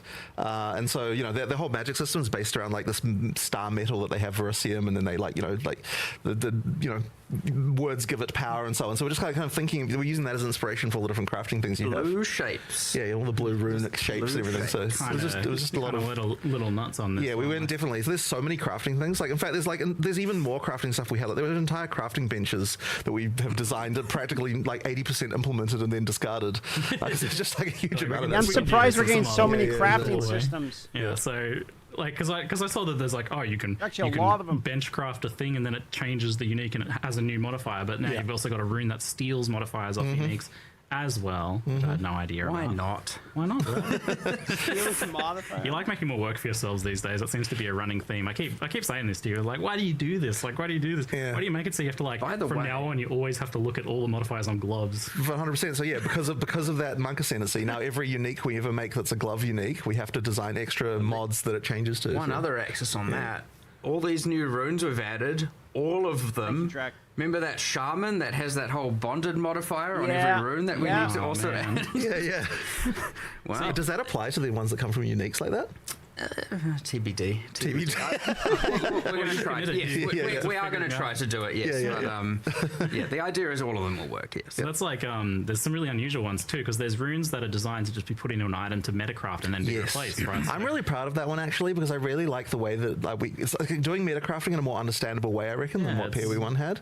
So you put the item in, you can start rolling different mods, but then you can take it out again by putting another rune on top. So and I guess there's going to be maybe some process where you put one of those in, do a craft, and then put another one in and do another the craft. amount of crafting we're going to have to learn, boys. That one's pretty cool. We got like chronomancy mods on boots. You got like a berserking themed one for helmet. There's like a kind of decay damage over time one for gloves, and there's a few others there. So we've kind of tried to theme them as well. Yeah, that's like even a different thing to what we've had in the past with meta mods. Like that's not just shaping how we access the current modifiers, but rather new modifier pools entirely getting added to items. I mean, we also have that new modifier pool thing going on with Breach as well, where with the new minion set of mods and the new caster set of mods on rings and stuff like that. Like, crazy. But the thing is, part of the reason for this is because we really wanted to make sure. So one of the things we're in the sort of early design phase of this is we're kind of like every league needs to have something that you're going to keep, like, if you want to grind Justice League, that there's a thing that, like, a reward that, like, you can keep on, that keeps on giving, if you know what I mean. That there's like a reason to keep on doing this, like, economically. So therefore every league has to have some kind of crafting system that you can engage with for a very long period of time. And like, we didn't quite have that, because like some of the leagues sort of had that a bit before, but now we want to make sure that every league definitely has something along those lines. So that, just a reason to keep going. Yeah, people can absolutely the amount of find, content, like, but easily the largest update we've had yet. Community or whatnot. We have a fuckload of content like to see, especially the breach tree, getting real deep cuts on some of those things that you can do there, and now with the runes and everything as well. So for the back to the runes of Eldor, you're not actually needing to like find those runes that you're inscribing on those encounters, right? Because I wasn't quite clear on how that works. Thematically, that's how it works, but in reality, the way that you'll engage with it is when you find a rune that's sort of inscribed on a thing, then like all the recipes that relate to that rune will be displayed, except for that there's a few hidden ones that you have to do some quests to get. So there's some more quests throughout the campaign, and also some stuff in in-game that you can do to unlock a few more recipes. Yeah, but you don't have to like physically like cart these sorts of things around. No, there's nothing like that. So effectively, like, you're just picking from the book every time. So like, if you want to just look at this as like, walk up to the object, there's some recipes, just pick which item you want. That's effectively how you can engage with it. But thematically, there's kind of more stuff going on with the way that the recipes form and what we decide to put in stuff. So you showed that these remnants then, this new remnant system, obviously it shares the name with remnants from expeditions themselves. Correct. And in endgame it actually replaces those remnants. So you are still finding these standalone remnants from the League mechanic, like in maps as well as expeditions. Correct. Right? So yeah, every area there'll be a remnant, and you do the sort of standalone remnant mechanic. But then when you do expeditions, all the what used to be called remnants there have been replaced by these remnants, which serve a similar purpose, because they both give you an extra reward, but also make the monsters harder. And even just making the monsters harder in itself, by the way, does add more rarity to the monsters. So like, the more runes that you are adding to the fight, the more rewards you're going to get. So it's worth doing, even aside from the reward that you're picking. There's still like extra juice that you're adding to the monsters as well. We've effectively got a more unified monster mod system now, and so anytime we're pretty much adding mods to monsters, be it now runes, and we've even updated delirium mods to apply to the same system. They all go through the same. They all add. There's like a rarity, XP, life, etc. columns, and so we're just trying to make sure that there's a you know, whereas before it's like system over here, system over here, system over here. They're different reward axes, and we're just trying to make sure it's all difficulty equals reward. Right, and that's the key thing. Like, we always want to make sure that whatever the difficulty we're adding, we're always adding rewards in kind.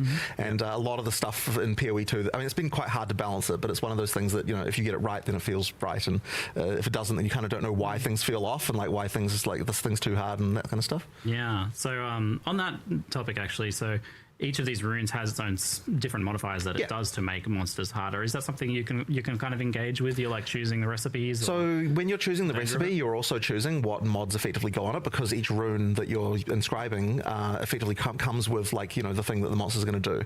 So there are definitely situations where you might want to decide to like pick something easier because you don't particularly like this mechanic, whatever, but it means you're missing out on whatever item is in that recipe. So yeah, like the goal there is that the harder, like the rarer the item, the harder the runes are that will be, you know, the rune modifiers that will be added to the monsters. Makes sense. There's some pretty, like in expeditions and what we're now calling grand expeditions, because as what people knew as logbooks before. The logbook is the logbook is now is exploring the ocean. So, it's actually a thing, You get the cool things where, okay, let's say there's like 12 remnants and you want to get them all in the detonation chain. Each remnant you do the fight, and then one of those runes is passed on to be additive with the next. So it doesn't manipulate. So effectively, the monsters have the mods of the remnant, and then all of the next remnant's monsters have one of those runes as well as all the ones they had. So every remnant's harder than the next, getting more and more and more mods. And you can imagine if you go down 12, you know, you can have technically up to 22 extra mods, which you'll note is the reason why we don't display a whole bunch of lines of text under it, and we instead have the bar of actual runic symbols. So you can mouse over those or something, can you? Like to see you were meant to be able to, but probably the amount not of right shit now. they're added, I'm like confused. They added there's this thing that we will do later, which is this pause rework. I'm going to just spoil it now because it's like one of those things that we're going to do. But effectively, the intention for frickin' ages has been, we just haven't had time to do it yet, that when you pause the game, you can mouse over all of the different things and like find out information about them.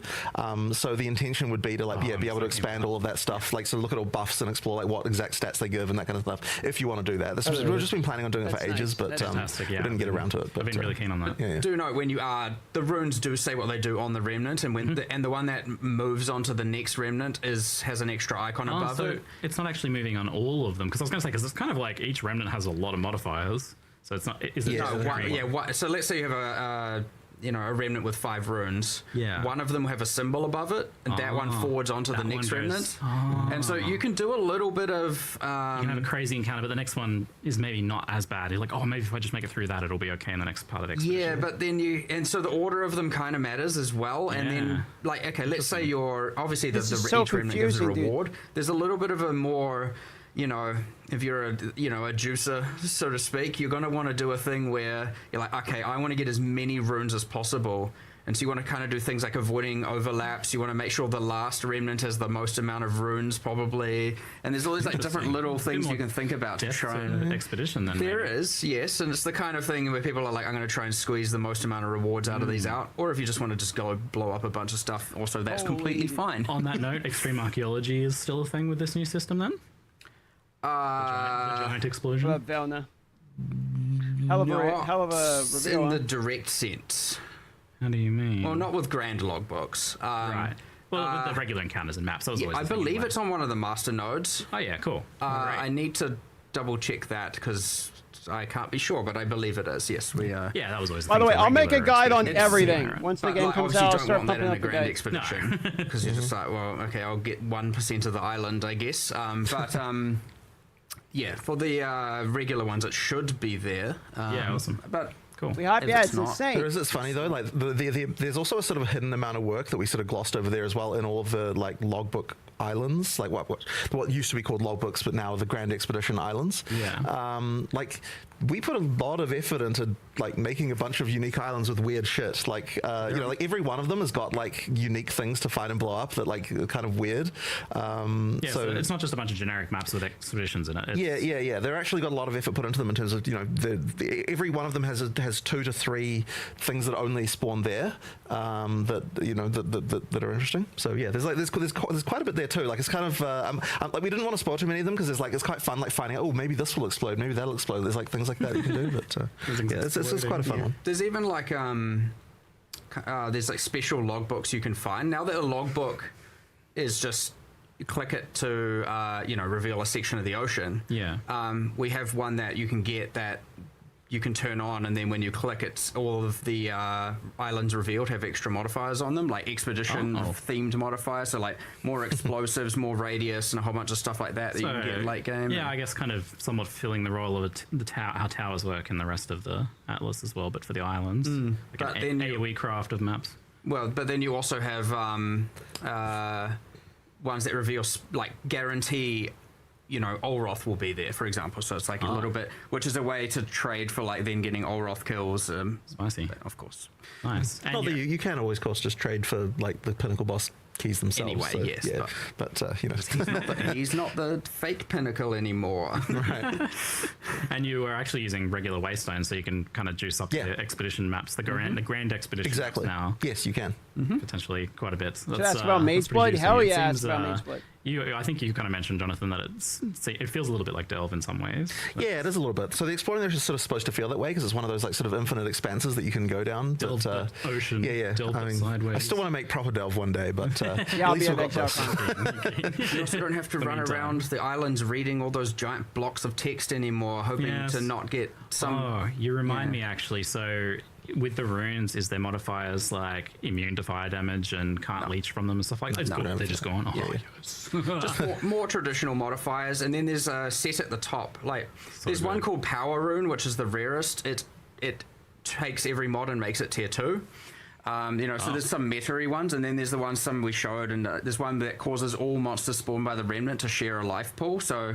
Which is actually crazy and also very satisfying. That kind of sounds fun, yeah. The funny thing about this is that if we had been a normal live stream where we were just doing a league, like so much more of the stuff we probably would have delved into. Yeah, but instead, because we had so much in-game stuff as like other things as well. You're doing like 5 leagues. Yeah, exactly. So you couldn't really show any of this stuff. Yeah. There's tons of like hidden stuff. It's like I can't believe you glazed over this thing where like a rune steals a unique modifier. That would have been like a cool system you showed off in another one. Yeah, exactly. It's like, oh yeah, we didn't have time. We had to cut it for time. Well, I mean, another one of those we cut for time was the ability to upgrade runes there's a thing that will upgrade a rune that's already in your in your gear. Yeah, you can get like a perfect. So you can get a perfect rune of any rune can be upgraded past the normal level that it could normally go to using one of those. Like it's called the Masterwork rune. Rub your rune. So there's something like that as well. Like, there's all sorts of. Bro, how much shit you can then do incursion, extract, and trade? By the way, just to be clear. Yeah. Because there's the incursion room lets you extract stuff. That thing. Yeah, so you can actually trade those as the upgraded ones if you wanted to. Oh, yeah. And you've got another category, ones that absolutely can't be removed, and I assume not with that either. Yeah. Like, so that's like the joy socket thing and stuff like that. It's almost like viling an item that's done. Yeah. This is where you're going to get the weird economy where the upgrader item is for some reason cheaper or something than the rune that's taken out of that. There'll be some weird, someone's extracted a perfect rune because that's like an abnormal thing you got to do incursion, and the upgraded item is like for some reason going to have a weird price differential to the rune. It's always going to be a wild economy. I mean, not to mention just like 100 new runes in general. That's kind of like rather a lot, isn't it? It's I think it's 160. 160 now. Yeah. Jeez. But it is the runes of Elder, like That's right. If we didn't have some runes in it, it would exactly. Yeah, it'd just be Elder League otherwise. And that's not even all. Like there's the alloy crafting too, which is like we're gonna make a version of their essence crafting because of course exactly.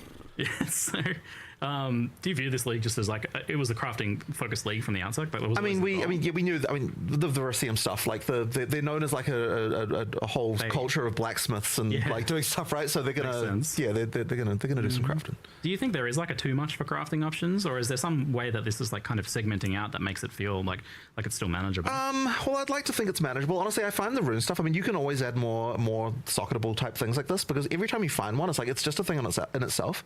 And by the way, this is one of the reasons why we steered away from like too many crafting bench type things. We've got like mega lists. Yeah. It's honestly way cooler to find an item and then like, okay, now this is a physical thing that I've got.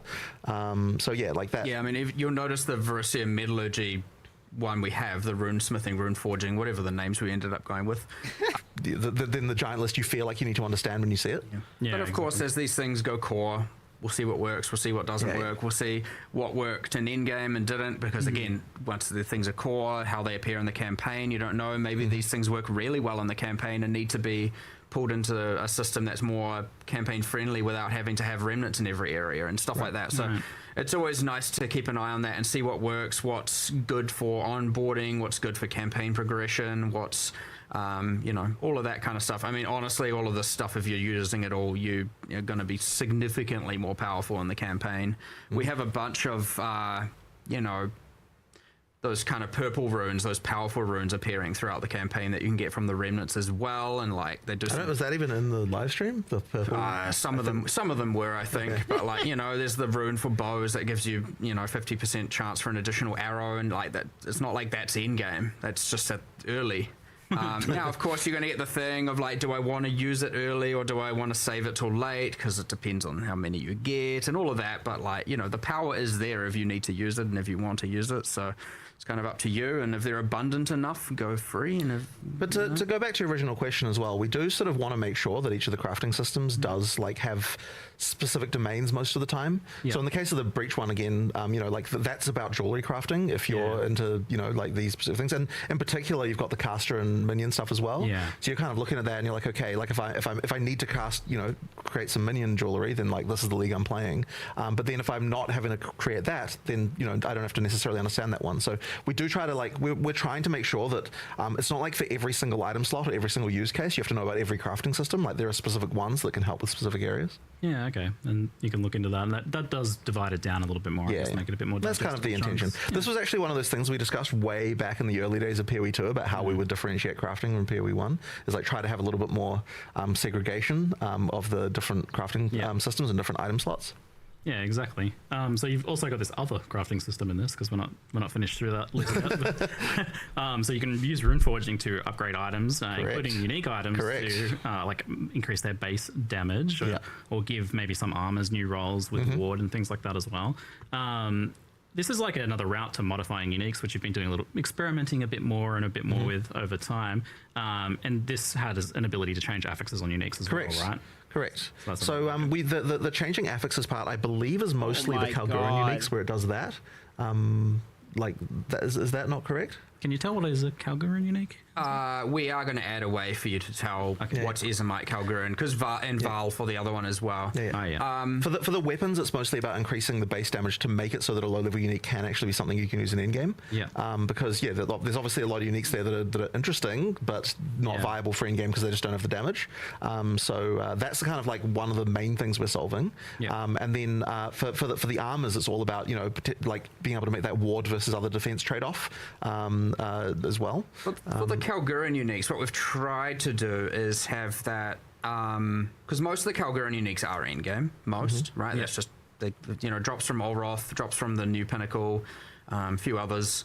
And we've tried to have multiple outcomes for them, and you don't get to pick, so... Crazy, bro. It took them 20 minutes just to post it all. There's a new shield being added.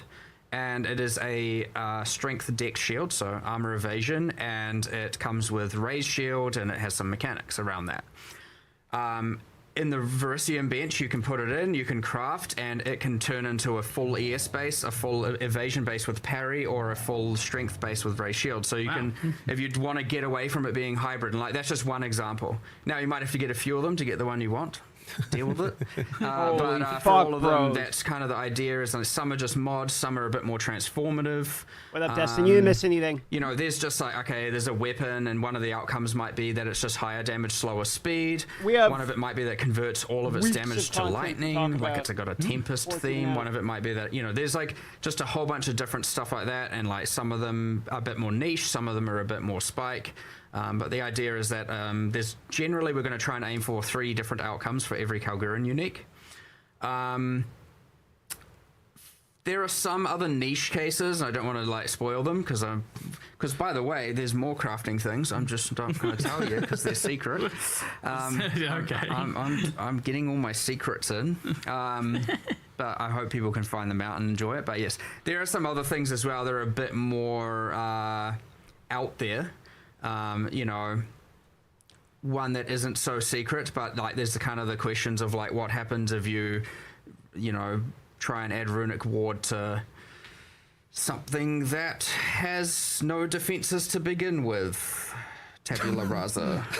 You know, like there's like weird things where it's like, what happens when you convert nothing into something? I don't know, you know. So and then there's some other weird cases as well. So yeah. Interesting. Well, there's going to be a lot of exploration and tinkering, and it seems like a long tail of discovery for this league as well. Yeah. Months in, people might be still discovering stuff. So that's it's pretty exciting to hear. With the uniques in general, like I think this crafting, the ability to modify uniques, change how they work a little bit, has been pretty popular. Do you feel like, are you worried at all about like losing the identity of uniques, or what makes them unique, or what is the feel of a unique, or do you have kind of like an idea of how you can maintain them? I think that it'll be possible to break that, but I don't think that we have here, because at the end of the day, the uniques are still like each serving a specific purpose, and that is different from rares and how they work. You know, like so. I think it is okay. Like what I wouldn't want to do is just be like, oh, now a bunch of rare mods can spawn on uniques. Like I'm not a fan of that at all. So as long as we're not doing that, I think it's okay. I mean, like we do push the boundaries. Like, even just the fact that uniques have socketables that go in them kind of changes things a bit. But I think a lot of the time when you do that, you're not really looking at that as like the unique has got random mods. It sort of feels more like it's just an extra place for things to go on your character. So I think it still works in terms of the flavor of what a unique is supposed to be. Yeah, it feels like a separate layer. Yeah, I guess a lot of the time you are changing one unique modifier for another unique modifier that's like a twist on the original concept, so it still retains that identity for quite a lot of there as well. So kind of like transitioning. Oh wait, first I did want to ask about the runic ward thing. So runic ward obviously has undergone a bit of a redesign, a bit of a concept change here. It's now a layer under your life. How did you arrive at this design? Kind of what's the reason for it? Well, once again, we were thinking, okay, we want to be able to make a magic system that feels like it's fundamentally different than what you'd have on Rayclast. We were trying to think like, okay, how do I say this? So I feel like I've lost myself here, but like I guess it is really just coming, something that feels a little bit different.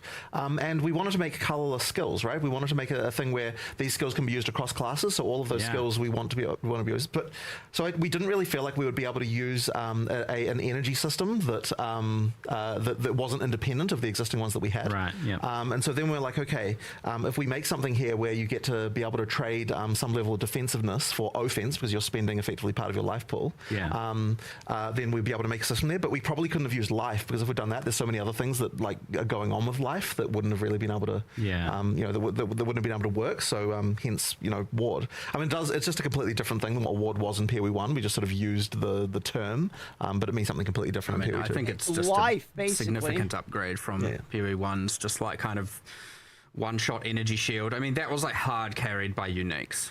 Whereas this is a way more, just applicable system. You can just have a little bit of it, and you're just happy to have a little bit of extra life. Effectively, works way better in the campaign. Works just as more of an isolated system, and doesn't need to have like, okay, here's now 4 unique mechanics, and now my ward is a build, which is fine. If it's all in-game, that's fine, but like you were talking about having something in the campaign here, a full league and a system we want to engage with and get some, borrowed power out of via these skills and whatnot, and so, it just works a lot better. One thing I should mention with the ward is that in the early base types, it's usually strict upgrades. Like if you're during early in the campaign, you're not trading off anything, you just get extra bonuses. But as you get into the end game, that's where those bases start to be like, okay, in order to have more ward, we're going to be trading off your other defenses. And that means that when we finally do potentially move it into core, it's going to be like, it'll be a question of like, do I want to go for it? Like, it's not going to be something mandatory, because if it had just been always additive, it would have been that every single person needs to put ward on every single base type, and we don't want it to be that way in the end game. We want it to be, once it gets there, it's like a choice of like, do I want to engage with this, do I not want to? So that was kind of an important consideration there at the end. We've actually also handcrafted every outcome. So every single, generally how you would expect this kind of thing to be done. Here's the formula, it converts. Right. We've just gone and said, let's do it manually for everything, which means it was a metric amount of metadata to add.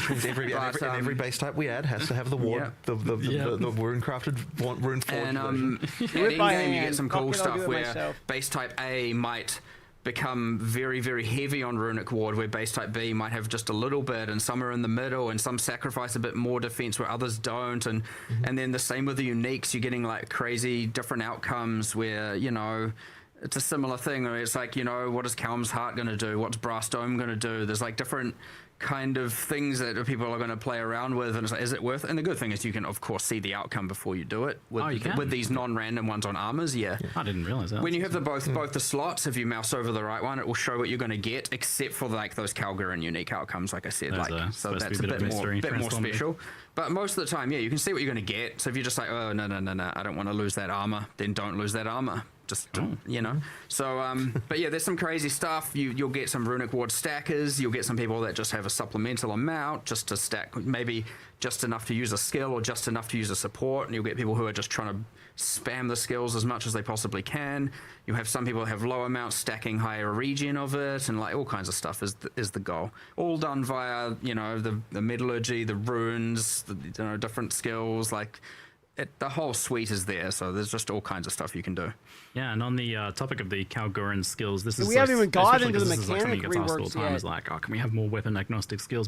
Things that kind of like blur those boundaries a little bit now that you've got those established. What's the design process or the goal, or how you? So it's a little bit tricky because we have to make sure that these things are going to be things that can be used across classes. Like I don't want to just be like, okay, this one's only for like, you know, one particular character. واضح ان هو مطول كتير جدا لسه ال Q&A ده غير ان هو حاجات كتيرة قوي.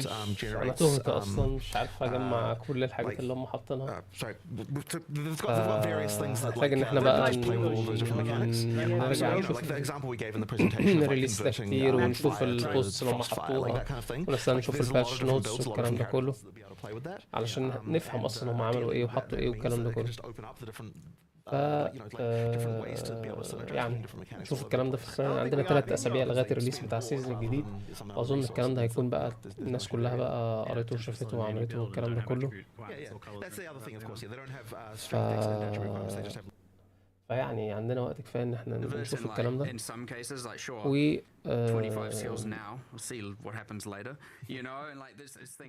حاجات كتير قوي الصراحه، حاجات كتير. بس هو كويس يعني هم خلاص بيحطوا اللعبه على التراك بتاع ان هي تبقى ريليست كالفول جيم خلاص على اخر السنه المفروض ان شاء الله. ودي حاجه كويسه يعني. الان جيم كله طلع اهو، فضلنا الاثنين اكس الاخرانيين ويمكن الاسندنسي الاخرانيه والكامس كلاس الاخرانيين. يعني المفروض ان خلاص اللعبه على وشك ان هي تخلص ان شاء الله. هنشوف الايام اللي جايه، الفتره اللي جايه 3 أسابيع الجايين بريك داون الكلام ده كله، لان حاجات كتيره جدا يعني. نتفرج عليها براحتنا بقى ان شاء الله، عشان مش حاسس ان انا دلوقتي يعني خلاص الساعه 1 بالليل مش قادر اصلا، مش عارف اركز. بس اشكركم على المتابعه، كمان يكون ليج جديد وقوي وجيد والكلام ده كله. لان هو هيقعد 6 شهور كاملين، هيقعد 6 شهور من اول تقريبا 6 شهور، اكتر من 6 شهور كمان. فعلا ان شاء الله يكون ليج حلو. أشكركم كمان مرة على المتابعة. و